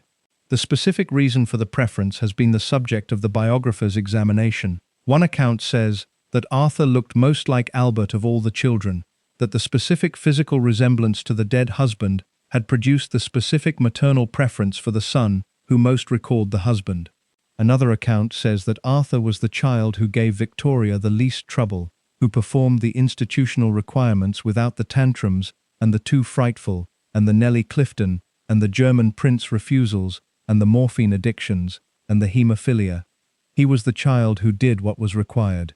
He went to the military. He served in the Royal Engineers and the Rifle Brigade. He served in Canada, in Gibraltar, in South Africa, in India, in Egypt. He rose to Field Marshal. the highest available military rank. He was Governor-General of Canada from 1911 to 1916. He was Duke of Connaught and Strathearn. He performed the institutional function of the Royal Duke, with the specific competence of the person whose formation has produced the competence for the institutional function. He also received the favourites' specific protection. When Victoria's favourites were in trouble, Victoria intervened. When Arthur needed something, Victoria provided it. When Arthur's career required the specific royal endorsement that the royal endorsement provides, Victoria provided the endorsement. The favourite's son moved through the available world with the specific ease that the favourite's position generates in the person who occupies it. The contrast with Bertie is the contrast that the account of Arthur's favoured position requires to be examined. Bertie waited 60 years for the state papers. Arthur received the Duke of Connaught and the Field Marshal and the Governor-General of Canada. Bertie was looked at with the shudder. Arthur was called the favourite in letters that went to the other children. The same mother, the same household, the same Victorian institutional world. Two entirely different available experiences of being a son. Arthur married Princess Louise Margaret of Prussia in 1879. They had 3 children. He outlived his wife. She died in 1917. He outlived Victoria. He outlived Bertie and Vicky and Alice and Alfred and Leopold and Helena and Louise and Beatrice. He outlived all 8 of his siblings. He died on January 16, 1942. He was 91 years old, the 3rd son, the favourite. The one who did what was required, and received what the favourite receives, and outlived everyone else, and died at 91. He had the easiest available life of the 9. Not because he was the most gifted, Vicky was more gifted. Not because he was the most important constitutionally, Bertie was the heir. Not because he had the most interesting character, Leopold met Lewis Carroll and Oscar Wilde and the Pre-Raphaelites, and was allowed to study but not enjoy it. Arthur was the favourite. The favourite's available life was the easiest available life. He lived the longest of any of them because of it. Victoria called him her favourite son. She called Leopold and Bertie too frightful. She withheld the state papers from the heir. She selected Helena to stay. She stopped speaking to Beatrice for 7 months. She called Arthur her favourite, and Arthur lived until 1942. The accounting is the accounting. Victoria did not know she was a carrier. This is the fact that the account of the haemophilia requires to establish clearly before examining what the haemophilia produced. She did not know. The science of genetics did not exist in the form that would have allowed her to know. Gregor Mendel's work on inheritance was published in 1866, when she was 47 years old, when 5 of the 9 children had already been born, when Leopold had already been showing the symptoms for several years. Mendel's work was not understood or widely circulated during Victoria's lifetime. The specific mechanism of X-linked recessive inheritance, the specific biological pathway through which the haemophilia gene moves from the carrier mother to the affected son or the carrier daughter, was not understood until decades after Victoria's death. She was puzzled by Leopold. She protested that the disease had not originated in her side of the family. She was right that no previous member of her immediate family had shown it. She was wrong to conclude that she was therefore not the source. The modern analysis of the Romanov remains, conducted in 2009 by the Russian Academy of Sciences, confirmed the specific mutation. It was haemophilia B, a mutation in the gene that codes for clotting factor 9. It was a relatively rare form. It was Victoria's. Where it came from is the question that the available genetics has not fully resolved. 2 possibilities exist. The first is a spontaneous mutation, a genetic accident occurring in the formation of one of Victoria's parents' reproductive cells that had no precedent in either family line. The probability of this happening is approximately 1 in 50,000 births. The second possibility is that Victoria was illegitimate, that her biological father was not the Duke of Kent, but a haemophiliac man whose identity has not been established. The second possibility has been argued. It has not been proven. What is established is the transmission. Victoria had 9 children. 3 of them received the gene. Leopold received it as the affected male, the son who bled, whose joints locked, who was called too frightful, and then handed to Archibald Brown and his spoons, who was allowed to study at Oxford, but not to enjoy it. who died at 30 from a fall on a staircase in Cannes. Alice received the gene as a carrier. She did not show symptoms. Carrier females carry the gene without experiencing the disease themselves. She passed it to 2 of her 7 children. Fritti received it as the affected male and fell from a window at 2 years old and died of the brain hemorrhage. Alex received it as a carrier. Alex of Hesse, the quiet, serious, religious daughter who would become Alexandra Feodorovna, Tsarina of Russia. Beatrice received the gene as a carrier. She passed it to 3 of her 4 children. Leopold of Battenberg received it as the affected male. Maurice of Battenberg received it, or received something close enough to it, to produce the bleeding that contributed to his death in the First World War in 1914, at the age of 23. Victoria Eugenie, Aina, received it as a carrier. That is the tree. Victoria at the root. 3 branches going down, each branch producing its specific devastation. Follow Alice's branch first. Alice's daughter Alex married Nicholas II of Russia in November 1894.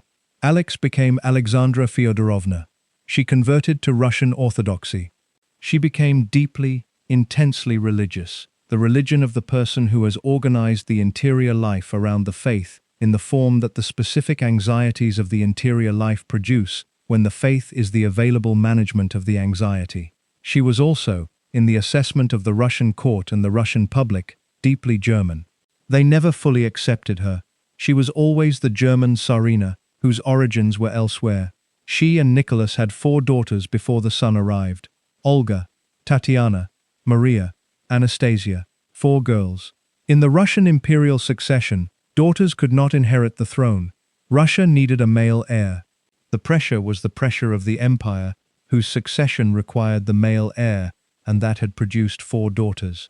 The son arrived on August 12, 1904. Alexei Nikolaevich, the Tsarevich, the heir to the Russian throne. Within weeks of his birth, his parents understood something was wrong. The naval wound from the circumcision would not stop bleeding. It bled for days. Alexandra knew immediately what it meant. She had grown up in Alice's household. She had watched Fritti bleed and die at 2 years old. She understood haemophilia from the inside of the family that had been living with it. She understood that her son had it. She told nobody outside the immediate family. The haemophilia of the Tsarevich was the secret that the Russian imperial family maintained, with the specific desperation of the family, whose dynasty's continuation depends on the concealment of the heir's incapacity. If Russia knew the heir was haemophiliac, the dynasty's future was in question. The secret was maintained. The bleeds continued. Alexei's haemophilia was severe. He bled internally. His joints swelled. He screamed with the pain of the joint that has filled with blood and whose capsule is stretching under the pressure of the blood that has nowhere to go. He spent days in agony. Alexandra sat with him. She held him. She could do nothing except hold him. The doctors could do nothing. The medicine of 1905 and 1906 and 1907 had nothing to offer the haemophiliac child except rest and hope and the specific helplessness of the parent whose child is screaming and who has no instrument for the screaming. Then someone told Alexandra about Grigory Rasputin. Rasputin was a Siberian mystic. He was not a monk. The title he was sometimes given was not accurately applied. He was a wandering holy man of the specific Russian spiritual tradition that produced the wandering holy man as the available figure of the popular religiosity. He claimed healing powers. He had a reputation in the St. Petersburg aristocratic circles for the specific variety of the charismatic presence that the religious mystic deploys in the drawing rooms of the socially ambitious. He was brought to the palace in October 1906. He prayed over Alexei. The bleeding stopped. Alexandra was convinced. The connection between the Tsarina whose son was haemophiliac and the mystic whose prayers appeared to stop the bleeding was established in the specific form that the established connection establishes itself, through the desperation of the parent and the apparent efficacy of the intervention. The connection between Rasputin and the imperial family was not the connection of the sinister manipulator inserting himself into the vulnerable institution. It was the connection of the mother who would do anything for the screaming child, and the man who appeared to be the only available thing that helped. Alexandra's relationship with Rasputin was the relationship of the parent of the haemophiliac child with the person who makes the haemophiliac child stop screaming. Modern historians have proposed explanations for why Rasputin's interventions appeared to help. The most plausible is that he instructed the family to stop administering aspirin. Aspirin was a relatively new drug, was being used widely in Europe as a general pain reliever, and had the specific property of inhibiting platelet function, which made bleeding worse in the haemophiliac. Stopping the aspirin stopped the aspirin worsened bleeding. Rasputin's prayers got the credit. Whatever the mechanism, Alexandra believed him. She refused to allow him to be removed from the family's circle, regardless of what he did or what was said about him. He was the person who made Alexei stop screaming. She was not going to remove the person who made Alexei stop screaming. Rasputin's presence in the imperial court became the focal point of the aristocracy's contempt for the Tsarina. He was a peasant mystic with a reputation for sexual voracity and drunken behavior who had the ear of the empress. He was interfering in political appointments. He was corresponding with the Tsarina in letters that the aristocracy found inappropriate. He was the symbol of everything the Russian aristocracy found wrong with the Romanov court under Nicholas and Alexandra. They killed him in December 1916.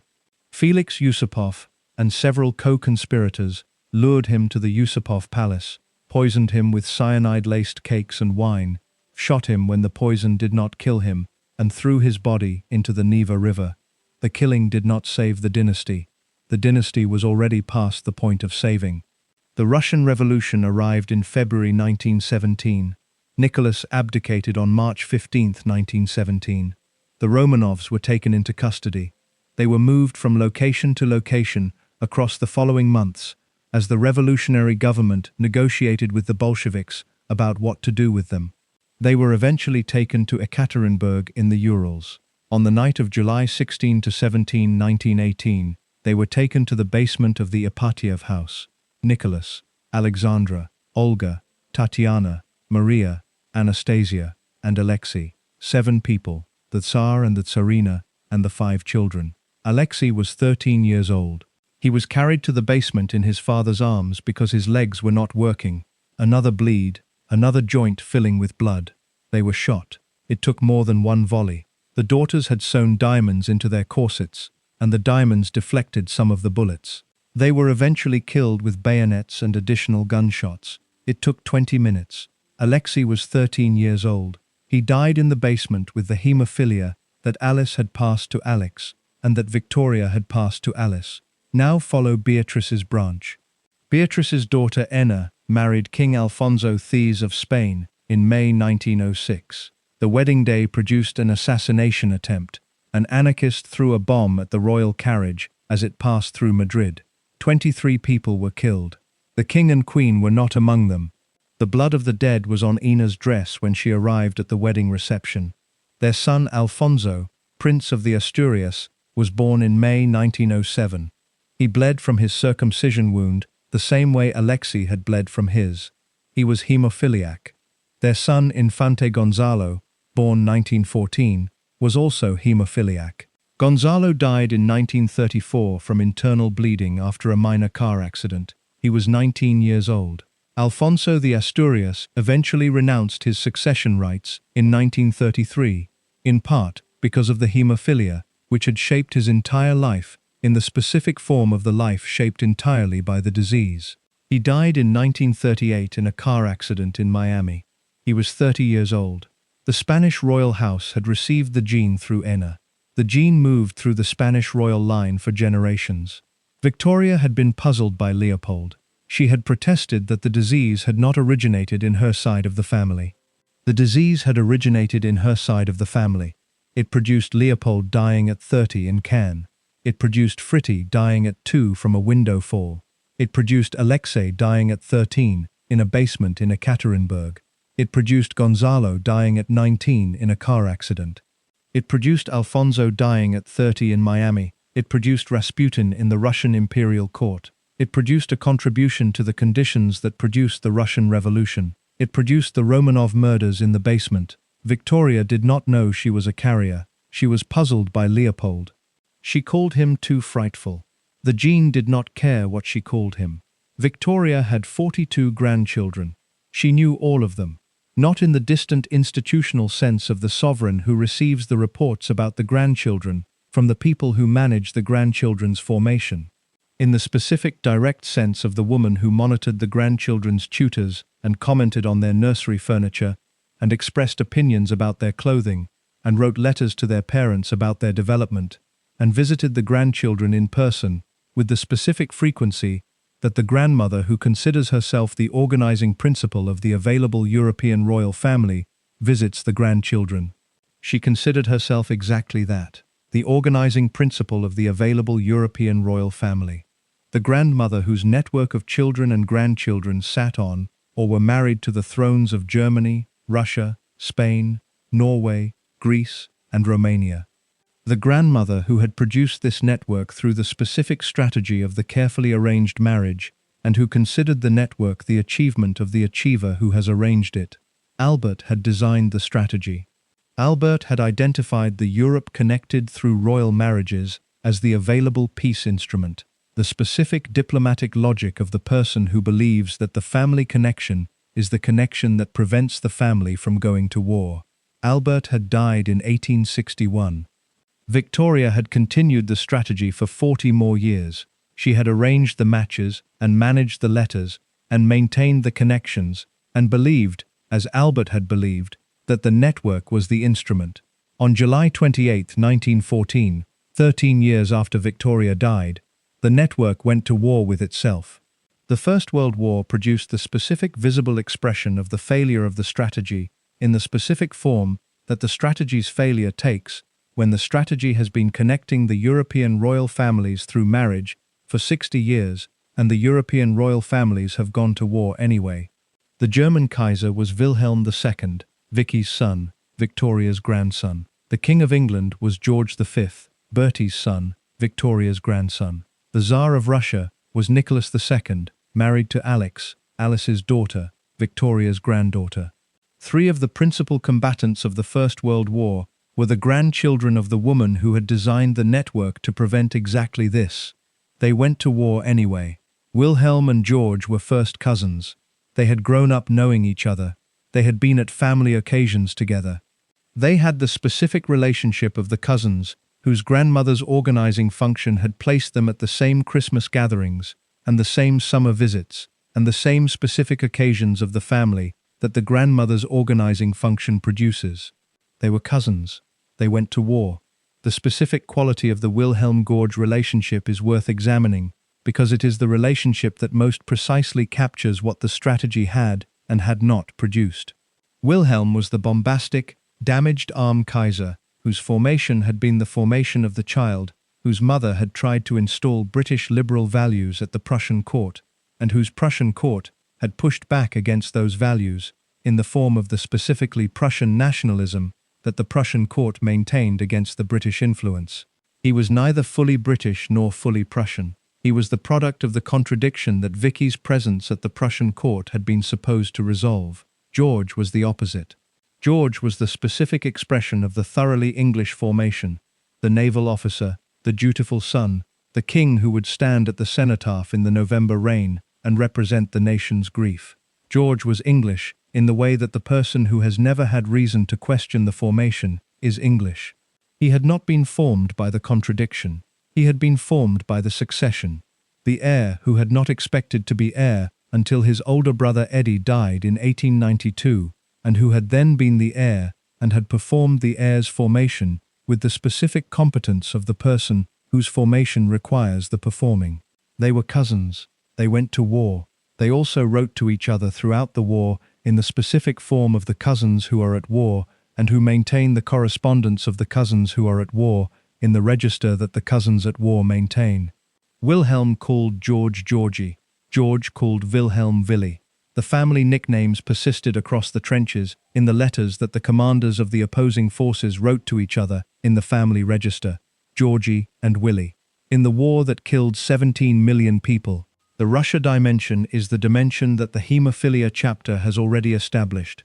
Alex's marriage to Nicholas, Alexei's haemophilia, Rasputin, the revolution, the basement. But the Russia dimension has a specific additional dimension that the matchmaking chapter requires to examine. Nicholas and George were not only connected through Alex, they were connected directly, first cousins whose fathers had been brothers-in-law. Nicholas and George looked so similar that photographs of them together have been misidentified. The resemblance was the physical expression of the family connection that the grandmother's strategy had organized.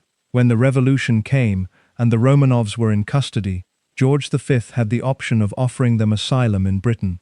The British government initially agreed to the offer, then George withdrew it. The specific reasons for the withdrawal have been debated by historians across the decades.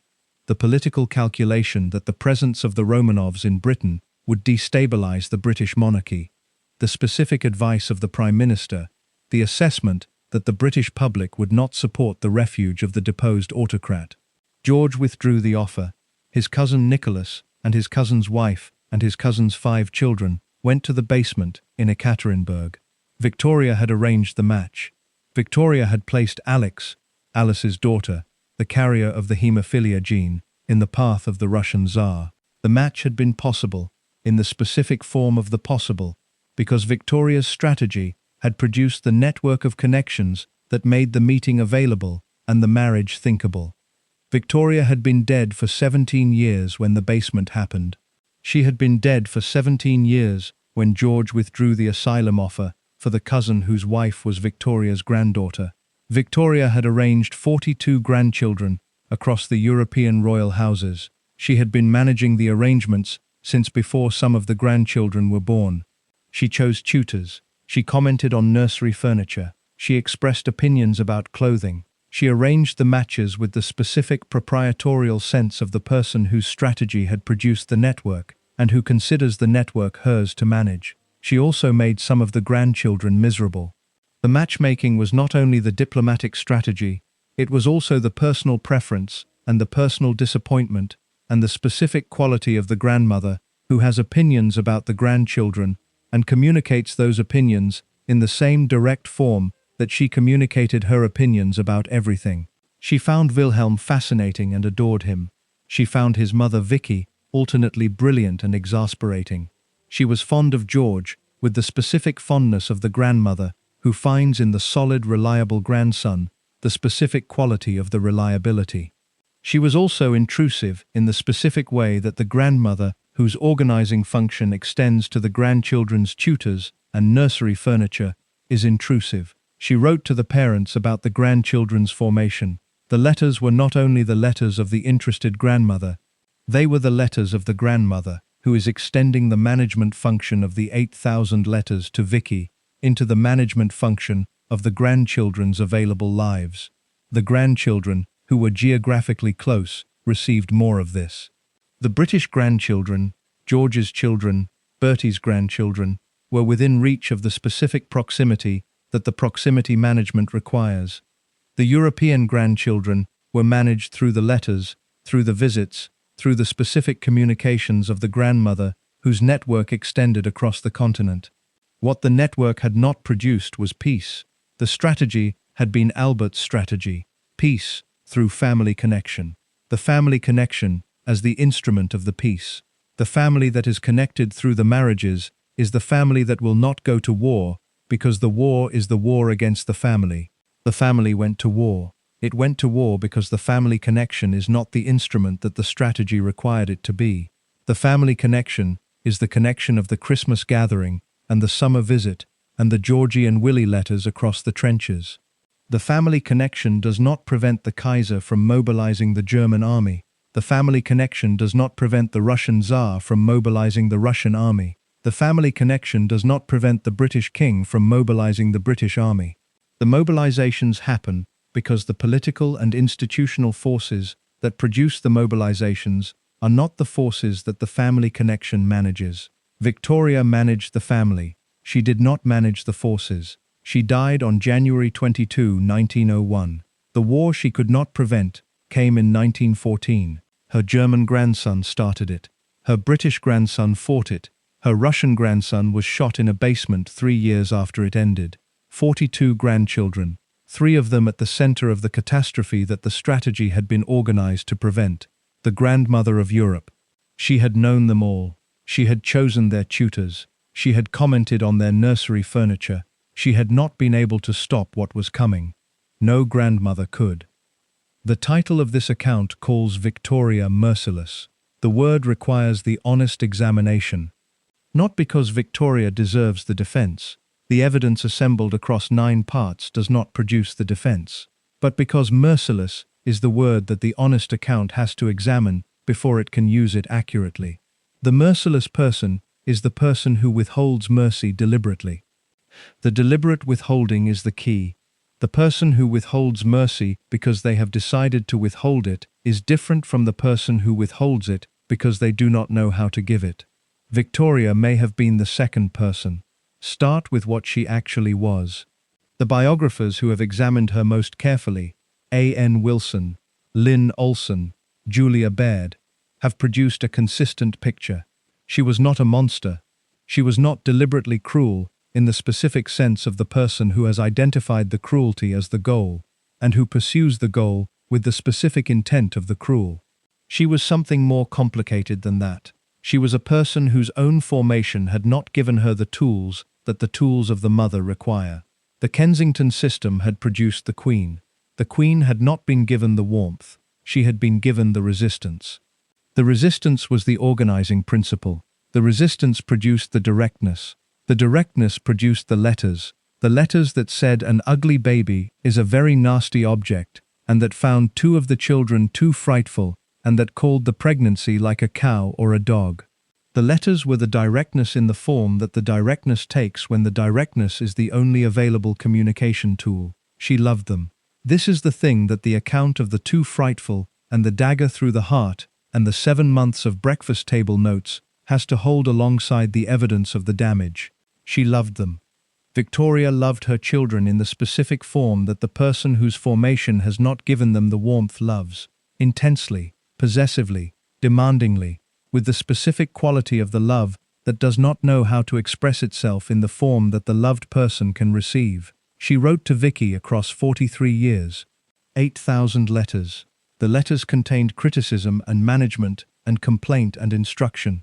They also contained the specific communication of the parent who cannot stop communicating with the child who has left, who cannot bear the absence, and who manages the bearing of the absence through the letter. 8,000 letters across 43 years is not the behavior of the person who does not love. It is the behavior of the person who loves, in the only form the love has available. She sat with Alice when Alice was 18, and had just nursed the dying Albert, and needed the mother. She did not see Alice. She was writing to Vicky. This is the most damning available evidence of the gap between the love and the expression of it. The daughter in the room not being seen, the letters going to the other daughter. The love was there. It did not reach Alice in the room. This is the specific character of what Victoria was, not the deliberate withholding of the mercy, the specific inability to produce the mercy in the form that the person who needed it in. The love that did not know how to reach the person who needed it. The directness that produced the 2 frightful, and the caricature and the dagger, but that also produced the 8,000 letters, and the genuine grief when Alice died, and the genuine devastation when Leopold died, and the genuine anguish when Alfred died. 3 children died before she did. She outlived Alice and Leopold and Alfred. She wrote about each death with the genuine grief of the person who loved the child she outlived. The grief was not the performed grief of the parent who is performing the appropriate response. It was the specific actual grief of the person whose love had been present and whose love had not always reached the person it was for, and who was now living with the specific loss of the person it had not always reached. Now examine the specific mechanisms of the damage. The first mechanism was the comparison. Victoria compared constantly. She compared the children to Albert. None of you can ever be proud enough of being the child of such a father who has not his equal in the world. She compared the children to each other. Alice and Beatrice were pretty from the very first. Vicky rather so. Bertie and Leopold too frightful. She compared the children to the ideal of the child they were supposed to be. Bertie was supposed to be Albert, was not Albert, was called the caricature of the inferior version of the thing he was supposed to be. The comparison is the mechanism that does the most damage when the comparison is the constant comparison. The constant comparison produces in the child who is always being compared the specific self-understanding of the person who is always falling short. Bertie fell short of Albert. Bertie fell short of Vicky. Bertie fell short of the ideal heir. The falling short organized the available self, organized it around the 12-course meals and the 50 women and the NC first time and the public booing and the state papers withheld for 40 years. The second mechanism was the grief deployed as the weapon. Albert died on December 14, 1861. The grief was real. The grief then became the organizing principle of the household and the organizing principle of Victoria's relationship to her children. The children were told that their father was without his equal in the world. The children grew up in the Black Windsor, where the dead father was present in every room, in the specific presence of the kept room and the daily shaving water and the nightly diary. The grief converted the dead man into the standard against which the living children were always being measured and always found wanting. The grief as weapon was not deliberately deployed. Victoria was not weaponizing the grief with the specific conscious intent of the person who has decided to use the grief as an instrument of control. She was genuinely devastated, but the devastation had the effect of the weapon regardless of the intent. The children who grew up in the Black Windsor grew up in the specific shadow of the dead man whose perfection they could never match, the shadow that the grief maintained as the available measuring standard. The third mechanism was the selection. Victoria selected. She selected the favorite, Arthur, openly, in letters that went to the other children. She selected the companion, Helena, then Beatrice, without consulting either of them about the selection. She selected who got the cabinet papers, Leopold before Bertie. She selected who got the managed wedding in the dining room, in the black dress, Alice, whose wedding day Victoria called more like a funeral than a wedding. She selected who got the 7 months of breakfast table notes, Beatrice, who had committed the specific offense of wanting to marry. The selection was the mechanism that produced the specific damage of the specific child who was on the wrong side of the selection. Being on the wrong side of Victoria's selection was the specific experience of the person who has been assessed and found wanting in the particular way, the too frightful, the caricature, the one who killed his father, the one whose marriage was more like a funeral. The selection produced the hierarchy. The hierarchy produced the specific quality of the damage, not uniform damage applied equally to all 9 children, but specific damage applied to the specific child in the specific way that the specific selection produced. The fourth mechanism was the control. Victoria controlled. She controlled the children's marriages, who they married, when they married, where they lived after the marriage. She controlled the grandchildren's tutors and nursery furniture. She controlled Beatrice's marriage for 7 months of breakfast table notes, and then controlled its terms through the permanent residency condition. She controlled Leopold's Oxford through the allowed to study, not to enjoy it condition. She controlled Alfred's response to the Greek throne without consulting Alfred. The control was the specific legacy of the Kensington system. The Kensington system had controlled Victoria, had controlled when she walked, and who she met, and who she was with, and what she was allowed to do. She had escaped it at 18 by becoming queen. She had then reproduced it, not in the identical form, not with Conroy's specific manipulative agenda, but in the specific form of the person whose formation has produced the control as the available response to the anxiety that the uncontrolled person produces in the controller. The uncontrolled child produced the anxiety. The anxiety produced the control.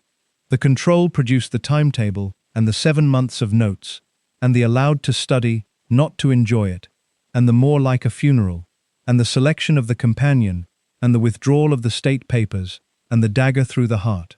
Was this merciless? It was not mercy. That is the honest answer.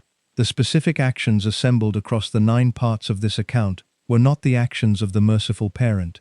Bertie waited 60 years for the state papers. Leopold was handed to Archibald Brown and his spoons. Beatrice had the 7 months of the breakfast table notes. Alice was in the room and not seen. These are not the actions of the merciful parent. They are also not the actions of the monster. They are the actions of the specific woman whose formation had not given her the tools, and whose love had not learned the form in which the people who needed it could receive it, and whose grief had become the weapon she did not know she was deploying, and whose control was the Kensington system reproduced in the specific form that the person who was controlled by a system reproduces the system in the available relationships. The title calls her merciless. The evidence calls her something more complicated than merciless. It calls her a woman whose love was real and whose damage was real simultaneously, whose intentions were not the intentions of the cruel person, but whose effects were the effects of the cruelty, whose formation had produced the directness and the comparison and the control and the grief as weapon and the selection as the available tools of the motherhood she produced with those tools. The children survived the tools at different costs. Vicky burned letters and smuggled the rest to England in laundry baskets. Bertie ate 12-course meals and waited 60 years. Alice kissed the grieving child and contracted the diphtheria. Leopold was allowed to study, but not to enjoy it. Beatrice burned the journals for 38 years. Helena took the morphine. Alfred lost his son and then died himself 5 months later. Louise sculpted the statue of the woman who had told her she couldn't go to art college. Arthur was the favorite and lived until 91. 9 children, 9 specific costs. One woman who called pregnancy like a cow or a dog, and children an awful plague and anxiety, and who loved them anyway, in the only form the love had available. That is what merciless actually means in this account. Not the monster, the woman.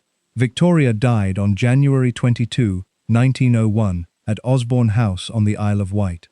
She was 81 years old. She had been queen for 63 years and 7 months, the longest reign in British history at that point, a record that would stand until her great-great-granddaughter Elizabeth II surpassed it in September 2015. She had been pregnant 9 times. She had produced 9 children. She had written hundreds of thousands of words in the letters and the journals that Beatrice would spend 38 years transcribing and burning. She had arranged the marriages of her children and grandchildren across the European royal houses. She had worn black for 40 years. She had kept Albert's room exactly as it was on the day he died, and had water brought for the shaving basin every morning for 4 decades. The death was not sudden. She had been declining across the final months of 1900. Her eyesight was failing. Her appetite was going. She was sleeping more. The specific physical deterioration of the 81-year-old body was producing the specific evidence of the declining. She was not well. The people around her knew she was not well. The question was the timing. She went to Osborne for Christmas 1900. She spent the holiday with the family. Alfred had died in July 1900, the 3rd child to predecease her.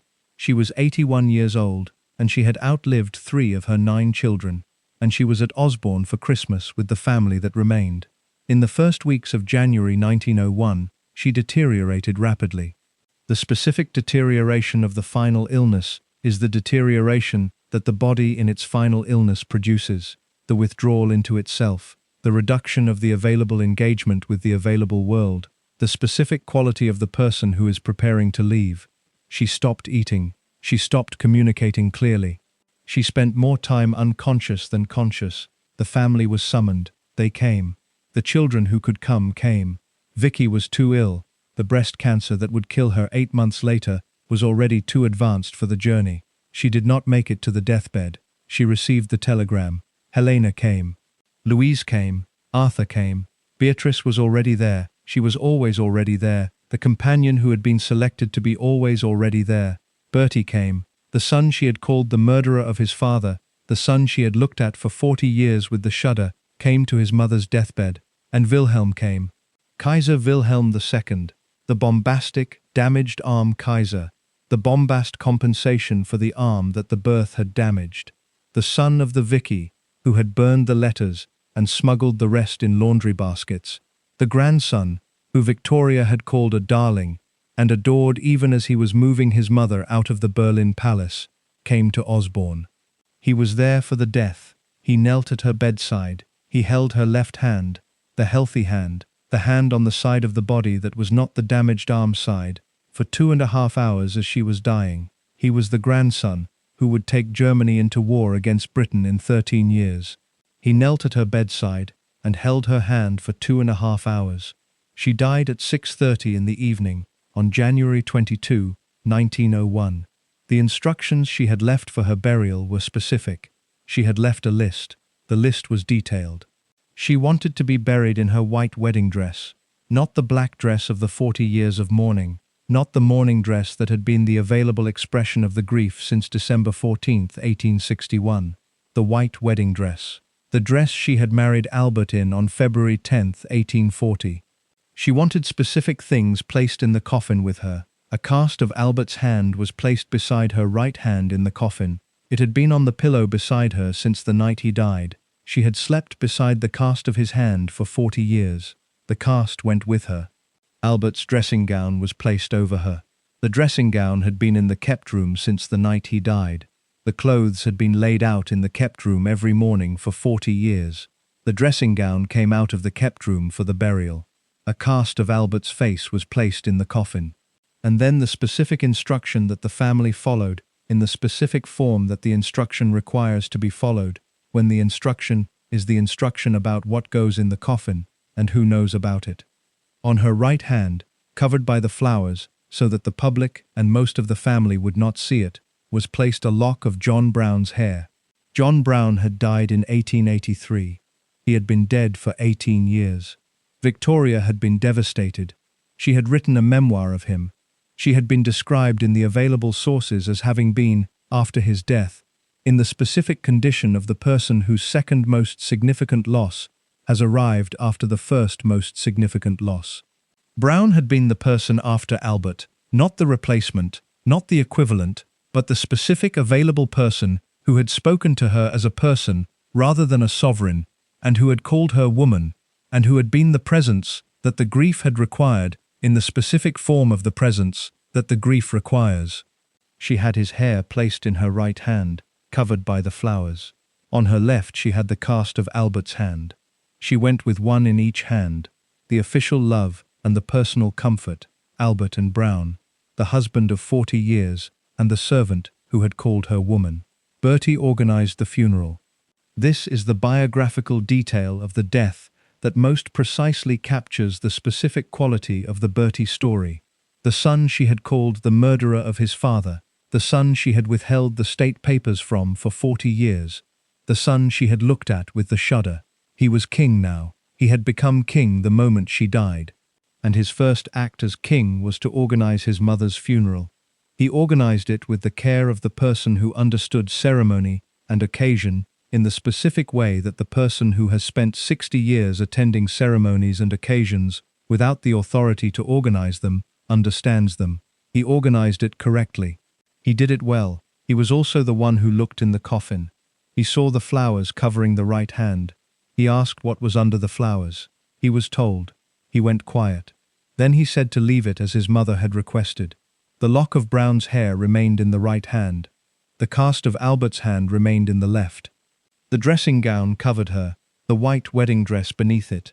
She was buried at Frogmore, in the Royal Burial Ground at Windsor, on February 4, 1901. She was buried beside Albert, beside the man she had kept the room for, and had the shaving water brought for, and had the diary read aloud for every evening for 40 years. Beside the man whose hand cast was in her coffin, also with the lock of Brown's hair. What did the death leave behind? It left Beatrice with the journals and the 38 years of transcribing and burning. We do not know what she burned. We know the journals existed in the form Victoria kept them, and we know the journals exist in the form Beatrice produced, and we know the gap between the two forms was produced by Beatrice across 38 years, with the selection of what to preserve and what to destroy. It left Bertie with 9 years of being the king he had been waiting to be for 60 years. He was a good king. He died in 1910. It left Vicky with 8 months. She died in August 1901. She had burned some of the 8,000 letters and smuggled the rest in laundry baskets, and she died 8 months after the mother she had not been well enough to come to the deathbed of. It left Helena with the morphine and the laudanum and the charitable work and the 22 more years until 1923. It left Louise with the secrets and the statue and the decades until 1939. It left Arthur with the favourite's protection, and the Field Marshal, and the Governor-General of Canada, and the 41 more years until 1942. It left the haemophilia gene in the Romanov imperial family, and the Spanish royal house, and the German royal line. It left the European network of grandchildren who would go to war with each other in 1914. It left the journals that Beatrice burned. We do not know what was in them. It left the kept room at Windsor, Albert's dressing room, maintained exactly as it had been on December 14, 1861, the clothes still laid out, the writing materials still on the desk. The room had been kept for 40 years during Victoria's life. After her death, the room was finally changed. The clothes were put away. The shaving water stopped coming. The room that had been kept for 40 years was finally released. Albert had been dead for 40 years. The room had held him for 40 years. Victoria had held him for 40 years. She had held him in the black dress, and the kept room, and the nightly diary, and the cast of the hand on the pillow, and the daily shaving water. She had held him the way the person who cannot let go holds the thing they cannot let go of, by maintaining the forms of the presence after the presence is gone. She let go at Osborne on January 22, 1901, at 6:30 in the evening. She went in the white wedding dress, with Albert's hand in her left hand, with Brown's hair in her right hand, beside Albert at Frogmore, after 63 years of the Queen, after 40 years of the black dress, after 9 children and 42 grandchildren, and the haemophilia gene, and the network that went to war, and the 2 frightful, and the dagger through the heart, and the 7 months of breakfast table notes, and the allowed to study, not to enjoy it, and the more like a funeral than a wedding. She went in the white wedding dress. After all of that, the white dress. Beatrice started the transcription in 1901. She was 44 years old. Lico had been dead for 5 years. Victoria had been dead for weeks. The journals were in the available form that Victoria had kept them across the decades. The original handwritten volumes that the Daily Journal kept since the Kensington system had required it had accumulated into the physical record of the interior life of the Victorian monarchy across 63 years of the reign and before it. Victoria's instruction was specific. Beatrice was to transcribe the journals. She was to produce a new version in her own handwriting. The original volumes were to be destroyed as she completed each transcription. The new version, Beatrice's version, was to be the version that was preserved. She spent 38 years doing it. 38 years. She finished in 1939. She was 82 years old when she finished. She died in 1944. She spent the last major intellectual effort of her available life on the transcription and the burning. What was in the journals before the transcription is the question that the available record cannot answer in the form that the answer would require, because the answer was burned. We know the journals existed. We know they covered the reign from Victoria's girlhood through the death. We know they were daily, that Victoria kept the journal as the daily record, in the specific form that the person who has been required to keep the daily journal from girlhood keeps it. What we know about the content comes from 2 sources. The first is Beatrice's transcription itself, the version she produced, which is the version with the specific things removed that Beatrice decided to remove. The second is the material that was not in the journals, but is in the letters to Vicky, and the letters to other children, and the letters to ministers, and the specific documentary record that the letter writer produces alongside the journal keeper. The comparison between the letters and the journal transcription produces the specific picture of the gap. There are things in the letters that are not in the journal transcription. The comparison tells us something about the direction of the editing. The things that were in the letters that did not make it into the journal transcription are the things that the editing removed from the journal. The most significant gap is John Brown. The letters are full of John Brown. Victoria wrote about Brown constantly in the letters, about his presence, his directness, his calling her woman, the specific comfort his presence provided, in the specific form that the comfort of the presence provides, when the presence is the presence of the person who speaks to you as a person rather than a sovereign. Brown is extensively present in the letters. Brown is significantly reduced in the journal transcription. The entries that would have been about Brown, the daily record of the person whose daily life included Brown as a constant presence from 1864 until his death in 1883, are reduced in the journal transcription in the specific form of the reduction that the editing produces when the editing is organized around the reduction of the Brown presence. Beatrice did not like Brown. This is the biographical fact about Beatrice's relationship to Brown that is relevant to the understanding of what the transcription produced. She had grown up in the household where Brown was the constant presence, the Highland servant who called her mother woman, who was in the drawing room when the children were in the drawing room, whose presence in Victoria's life the court whispered about and the newspapers had called Mrs. Brown. Beatrice had been 4 years old when Albert died. She had grown up with Brown in the place where Albert had been. She had not liked him. The journal transcription reduced him. We do not know how extensively. We know the reduction happened because the letters tell us Brown was more present than the journal transcription shows him to be. The gap between the letters and the transcription is the brown-shaped hole that the editing produced. What else was in the hole? The Albert relationship was in there. Not the public Albert of the Albert Memorial and the kept room and the daily shaving water. The private Albert, the Albert of the marriage's interior, the specific quality of the daily life of two people who have been living together for 21 years and whose relationship has produced both the political partnership and the domestic friction and the specific accumulated texture of the long marriage. The letters give us glimpses of this. The arguments about the children's formation, Albert's frustration with Victoria's moods, Victoria's frustration with Albert's management of her own institutional role. The journal transcription has the public Albert. Victoria's feelings about her children are in the letters in a form that is more extensive than the journal transcription. The too frightful and the caricature and the dagger through the heart are in the letters. What the journal said about the children in the daily record across the decades, the specific daily observations of the parent about the children's behavior and development and failures and occasional successes, was in the journals before the transcription. The transcription preserved some of it. What it preserved is what Beatrice decided to preserve. Beatrice had been the companion. She had been the one who was present. She had been in the room for more of Victoria's daily life than almost anyone else. She knew what was in the journals because she had lived through what the journals recorded. She was the most qualified available person to decide what should be preserved and what should be burned. She was also the person with the most personal stake in what was preserved and what was burned. The personal stake was the stake of the companion who had been present for the things that were in the journals and who had her own relationship to the record of those things.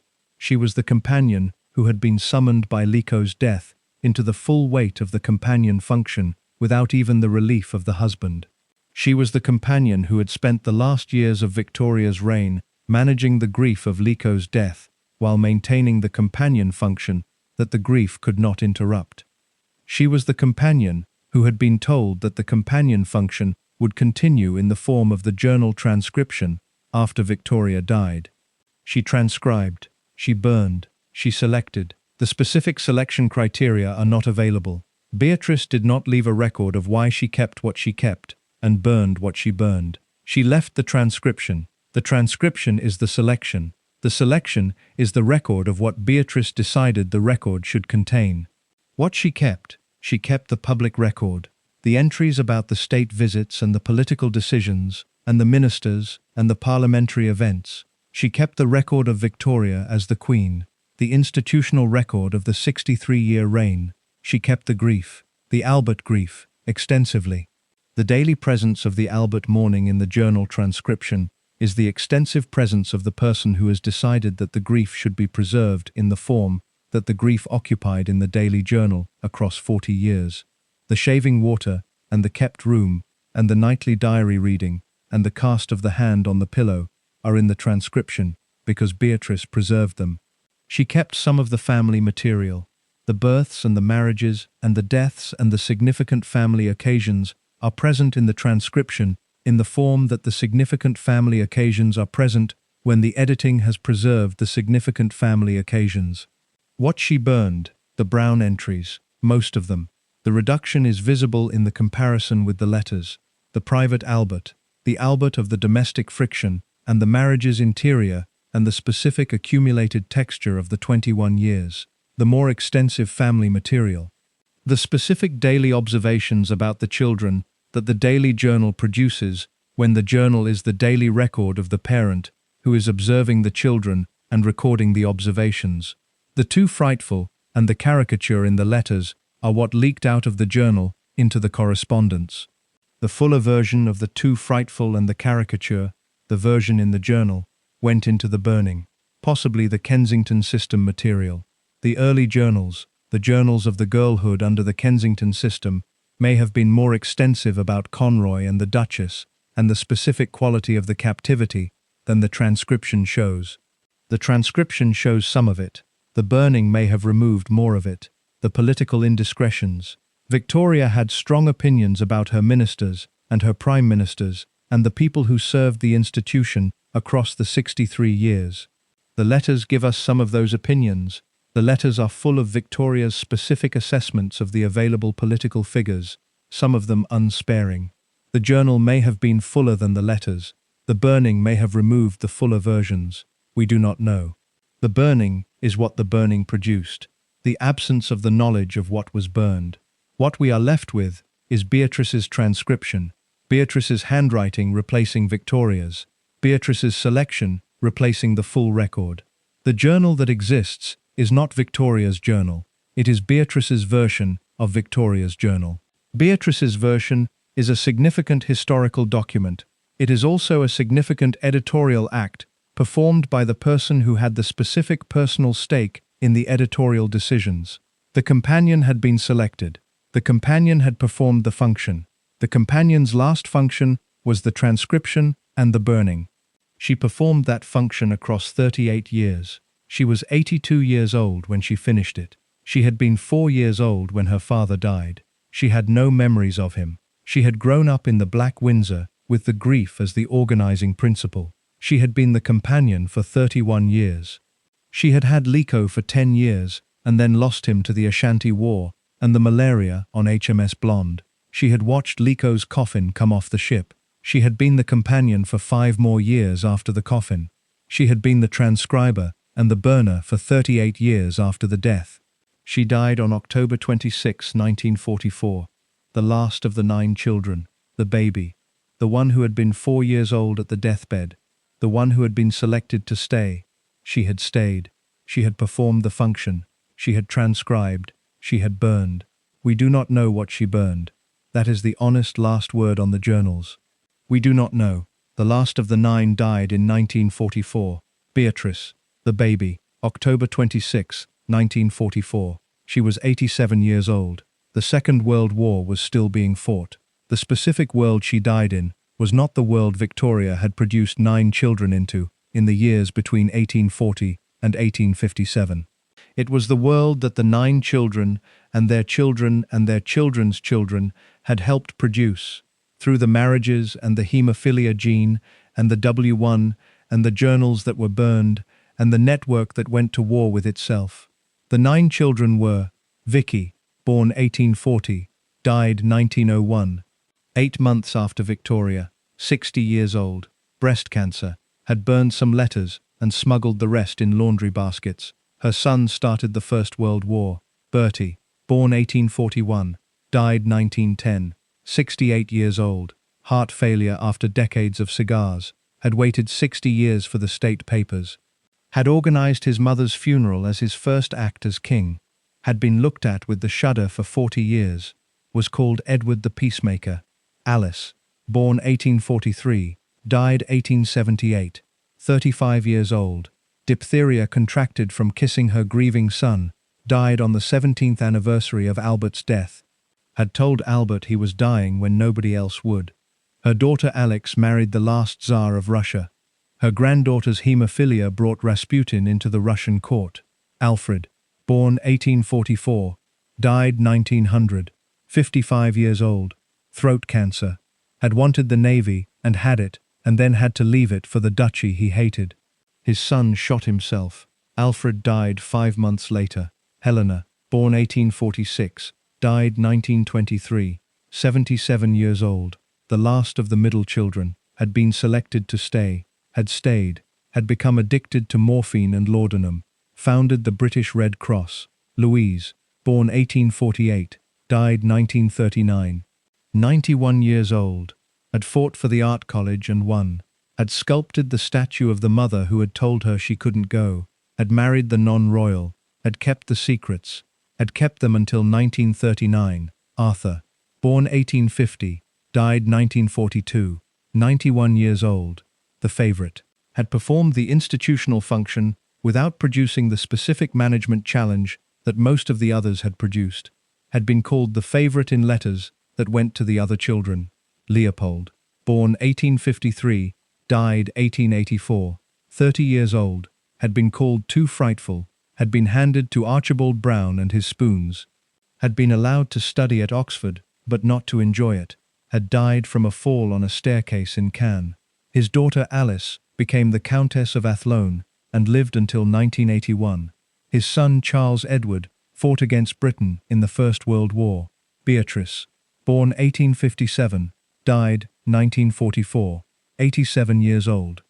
Had been 4 years old at Albert's deathbed, had been the companion for 31 years, had had Lico for 10 years, had been the transcriber and the burner for 38 years. Her son Maurice died in the First World War. Her daughter Ina carried the haemophilia gene into the Spanish royal family. That is the accounting of the 9 lives. Now examine what the 9 lives produced beyond the 9 lives themselves. They produced thrones. Vicky's descendants sat on the Prussian throne through Wilhelm II until the German Empire collapsed in 1918. Alice's descendants sat on the Russian throne through Nicholas II until the Revolution of 1917 and the basement of 1918. Beatrice's descendants sat on the Spanish throne through Alfonso X until the Spanish Civil War of 1936. The daughters who had been married into the foreign royal houses had produced the specific royal lines that the marriages had been organized to produce. The lines ended badly. The German Empire collapsed. The Russian dynasty was murdered. The Spanish monarchy went into exile when the Republic was declared in 1931, and the Civil War began in 1936. The specific royal lines that Albert's strategy had inserted the daughters into to transmit the British liberal values were the royal lines that the 20th century's specific upheavals ended.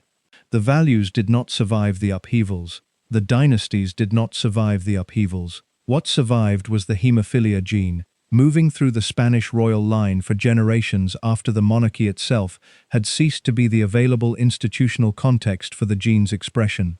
They also produced a specific kind of person. The 9 children, with the partial exception of Arthur, were the specific kind of person that the formation of being Victoria's child had produced. The person who had been compared constantly to Albert and found wanting.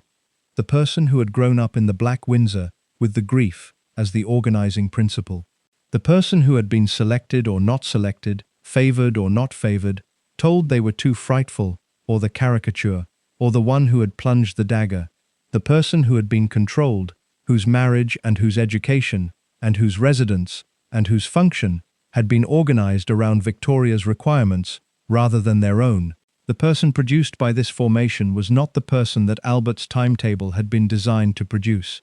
Albert had been designing for the excellent child, the morally serious, intellectually accomplished, practically competent expression of the finest legacy a father could leave his children.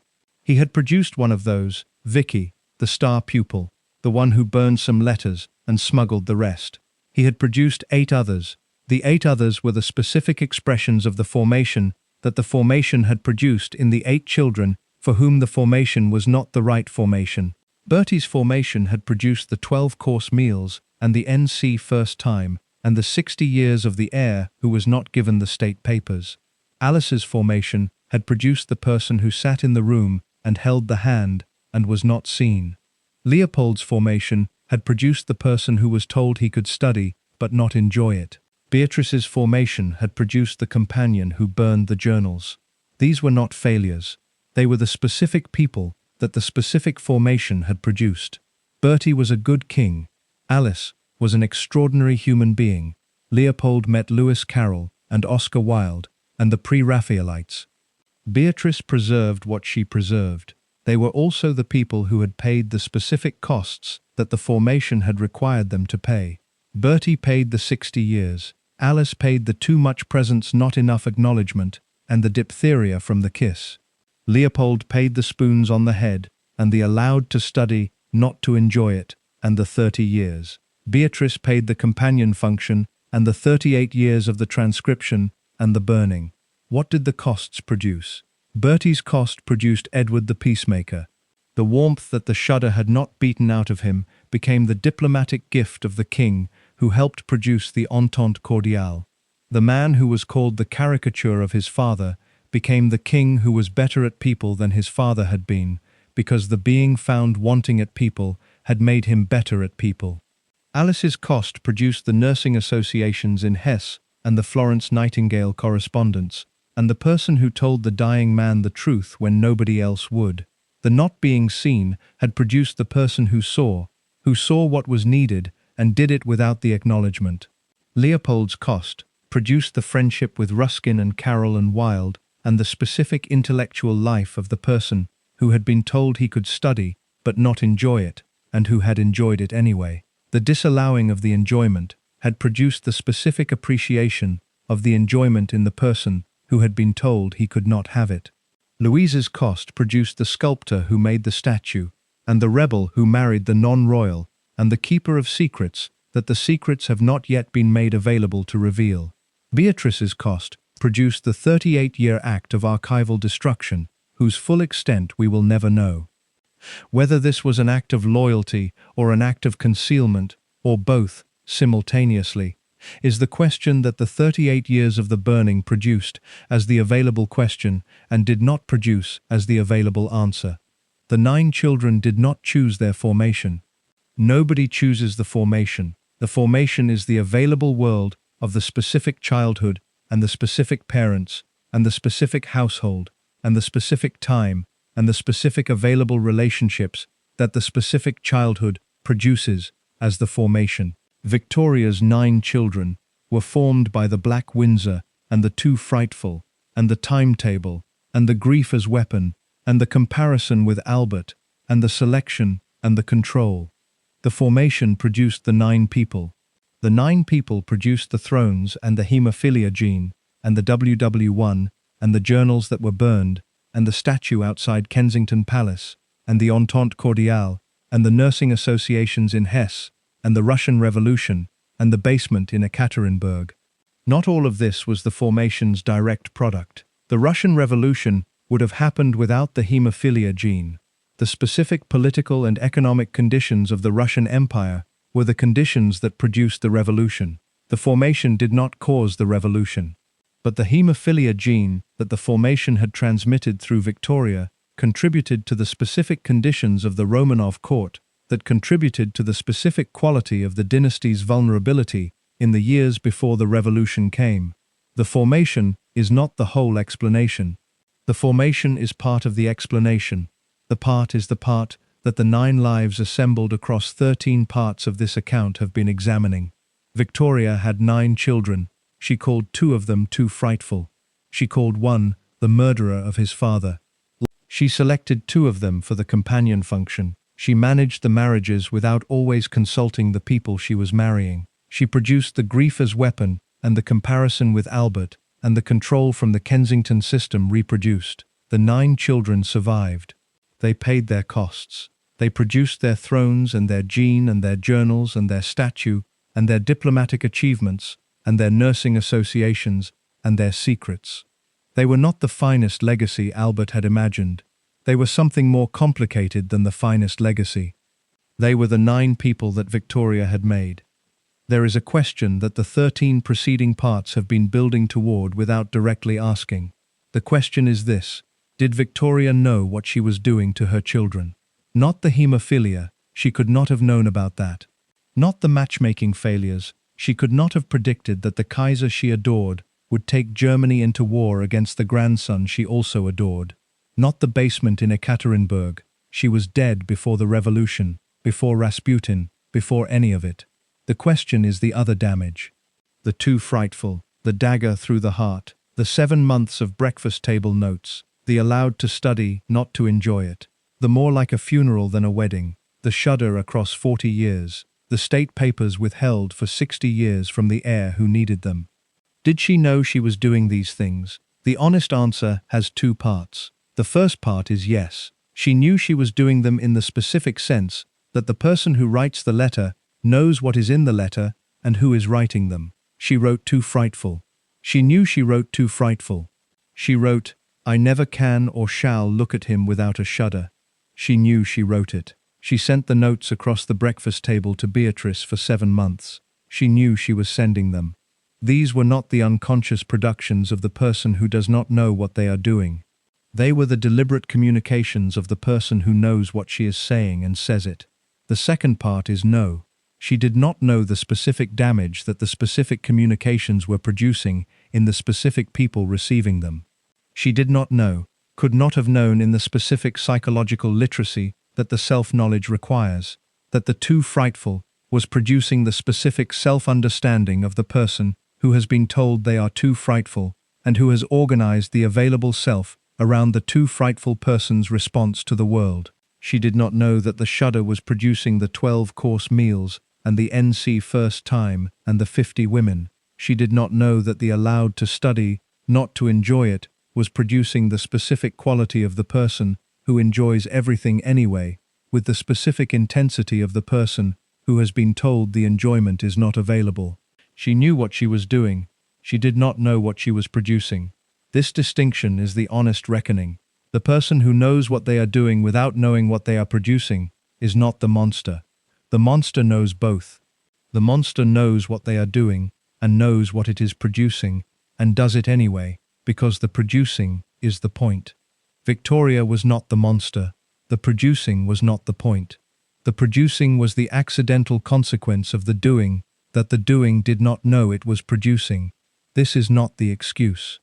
The accidental consequence is still the consequence. The too frightful, and the shudder, and the 7 months of notes, and the allowed to study not to enjoy it, were still the too frightful, and the shudder, and the 7 months, and the not to enjoy it, regardless of whether Victoria understood what they were producing in the people receiving them. Bertie still waited 60 years. Leopold still had the spoons on the head. Alice still sat in the room and was not seen. Beatrice still burned the journals for 38 years. The consequence is the consequence. The intent is the intent. Both matter. Neither eliminates the other. Now examine the specific question of the title. Was Victoria merciless? The word merciless has been examined in Part 10. The honest answer there was that Victoria was not the deliberate withholder of mercy in the specific sense of the person who has identified the mercy as the thing to withhold, and who withholds it with the specific intent of the cruel. She was something more complicated, the person whose formation had not produced the mercy in the available form, and whose love had not learned the specific expression that the people who needed it needed. But Part 10 was the analysis. This is the reckoning. The reckoning requires more than the analysis. The reckoning requires the honest accounting of what the title proposes against the evidence that the 13 parts have assembled. The title says, Merciless. The evidence says, she called 2 of her children too frightful. One of them had haemophilia. The other was the heir to the throne. She told the heir to the throne that he had plunged a dagger through his father's heart. She kept the state papers from the heir to the throne for 40 years, as she stopped speaking to her daughter for 7 months, because the daughter wanted to marry. She selected 2 of her daughters for the companion function without consulting them. She handed the haemophiliac child to the brother of John Brown, who tapped spoons on his head. She called a child's wedding more like a funeral than a wedding. She told the Oxford student he was allowed to study, but not to enjoy it. The evidence does not produce the word merciless in the specific sense of the deliberate, but the evidence does produce something. It produces the word insufficient. Victoria was insufficient. Not as the queen. As the queen she was extraordinary, one of the most significant sovereigns in the recorded history of the available monarchy. Not as the political figure. As the political figure she was formidable. Formidable enough that the ministers who worked with her, and the prime ministers who advised her, and the diplomats who represented her empire, understood the formidability in the specific form of the person who has the formidability. As the mother she was insufficient. The specific insufficiency was the insufficiency of the tools. The tools were the directness, and the comparison, and the control, and the grief as weapon. The tools were not the tools of the sufficient mother. They were the tools of the person whose formation had produced the directness, and the comparison, and the control, and the grief as weapon as the available mothering instruments. The 9 children received the insufficient tools. They paid the costs of the insufficiency. They also, and this is the thing that the honest reckoning has to hold alongside the costs, produced what they produced from the insufficiency. Bertie produced Edward the Peacemaker from the Shudder and the 60 Years and the NC First Time and the 12-course meals. Alice produced the Nursing Associations in Hesse and the Florence Nightingale Correspondence, and the Person Who Told the Dying Man the Truth, from the Not Being Seen and the More Like a Funeral Than a Wedding. Leopold produced the Ruskin and the Carol and the Wild and the Enjoyed Oxford from the Spoons on the Head and the Not Allowed to Enjoy It. Louise produced the Sculptor Who Made the Statue from the Battle for the Art College. Beatrice produced the 38-year archive from the 7 months of notes and the permanent residency condition, and the Lico who died on HMS Blonde. What did the insufficiency produce in total? It produced the specific variety of the person who has been found insufficient by the available parent, and who builds from the finding insufficient the available self. The building from insufficient is not the optimal available formation. The optimal available formation is the formation of the person who has been found sufficient by the available parent, and who builds from the finding sufficient the available confidence. The 9 children did not receive the finding sufficient in the consistent available form. They received the too frightful, and the caricature, and the dagger, and the shudder, and the notes, and the not to enjoy it. They built from it anyway, most of them, in the specific ways that the specific people who have been told they are insufficient build from the insufficiency through the filling of the available space, and the working of the available craft, and the nursing of the available patients, and the burning of the available journals, and the sculpting of the available statue, and the living until 91, as the favorite son who was never found insufficient. The favorite son who was never found insufficient lived the longest. Arthur died at 91. The others died at 30 and 35, and 55, and 60 and 68. The finding insufficient has a cost. The cost is visible in the lifespans. Bertie the Shuddered At lasted 68. Leopold the Too Frightful lasted 30. Alice the Not Seen lasted 35. Arthur the Favourite lasted 91. The data is the data. Now the reckoning's last question. Was it worth it? Not the empire, not the 63-year reign, not the network of royal marriages that became the network of royal wars. Was the specific parenting worth it? Was what Victoria's 9 children produced worth what it cost them to produce it? This question cannot be answered cleanly. The question does not have a clean answer available.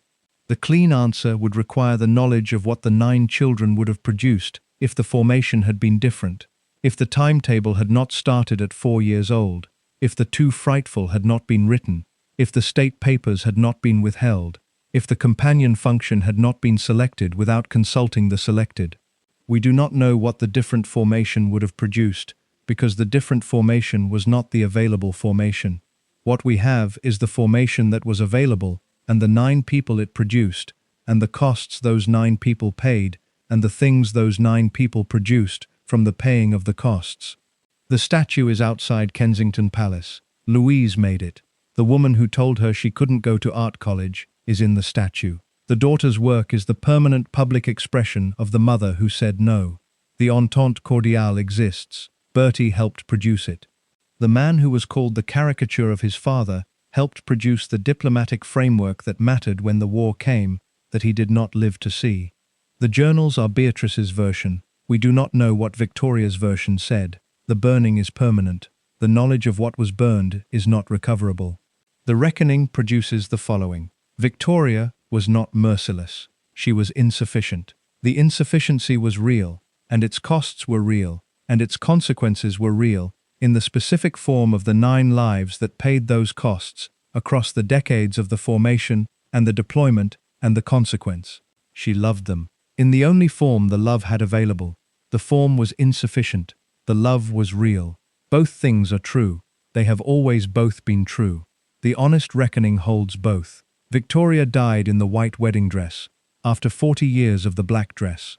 After the kept room, and the daily shaving water, and the cast of Albert's hand on the pillow, and the nightly diary reading, and the dagger through the heart, and the too frightful, and the 7 months of breakfast table notes, and the allowed to study not to enjoy it, and the more like a funeral than a wedding, and the Archibald Brown and his spoons on Leopold's head.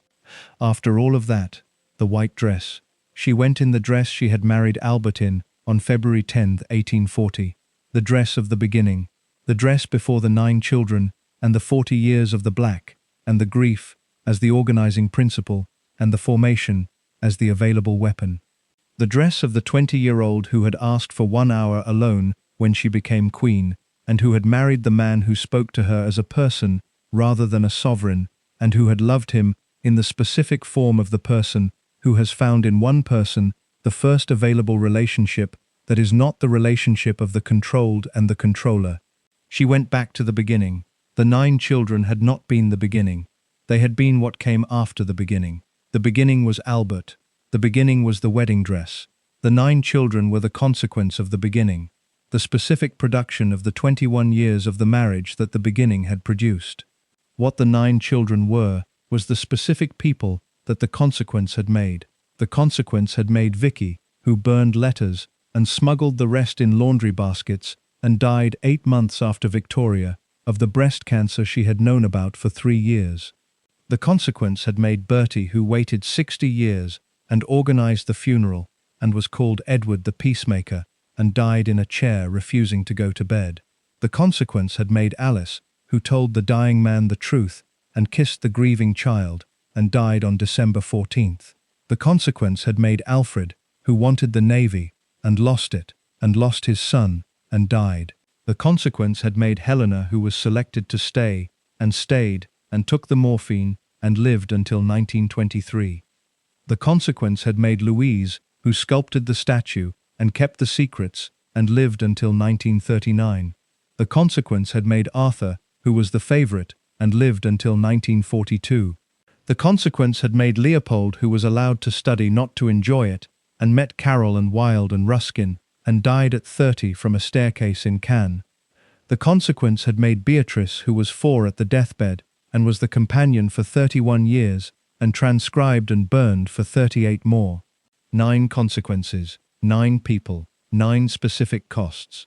The costs produced the things they produced.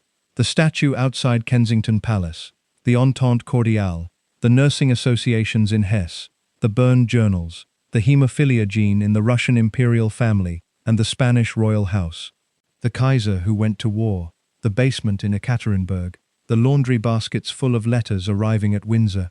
Victoria had called them an awful plague and anxiety. She had also loved them in the only form the love had available.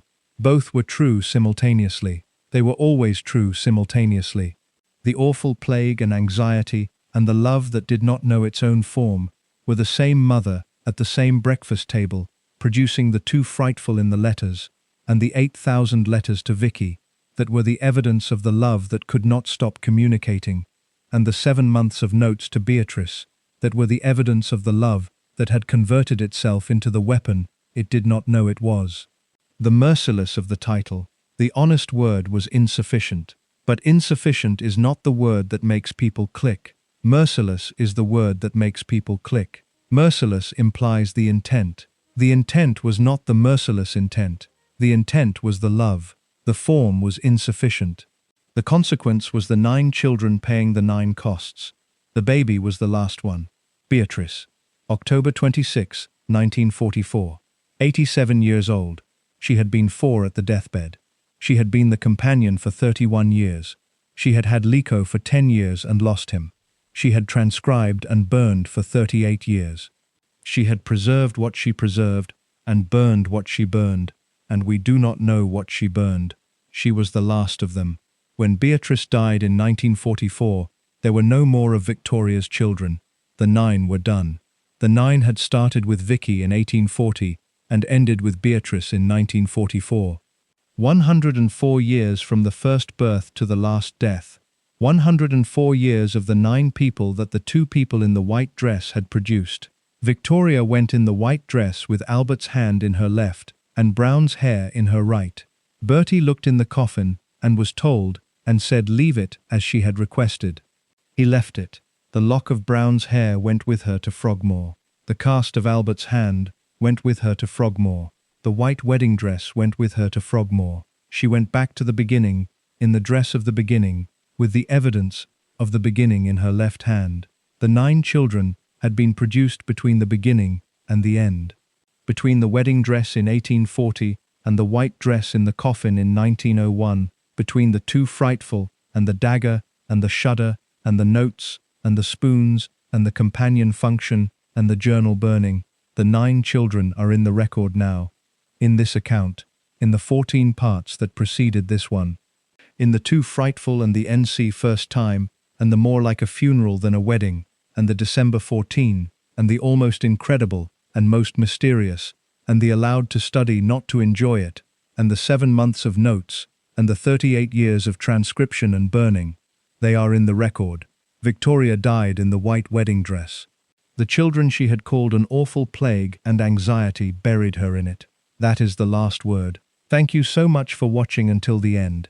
If you loved this story, please check out the other videos on your screen right now. I think you will really enjoy them. And please do not forget to subscribe if you haven't already. It means more than you know. See you in the next one.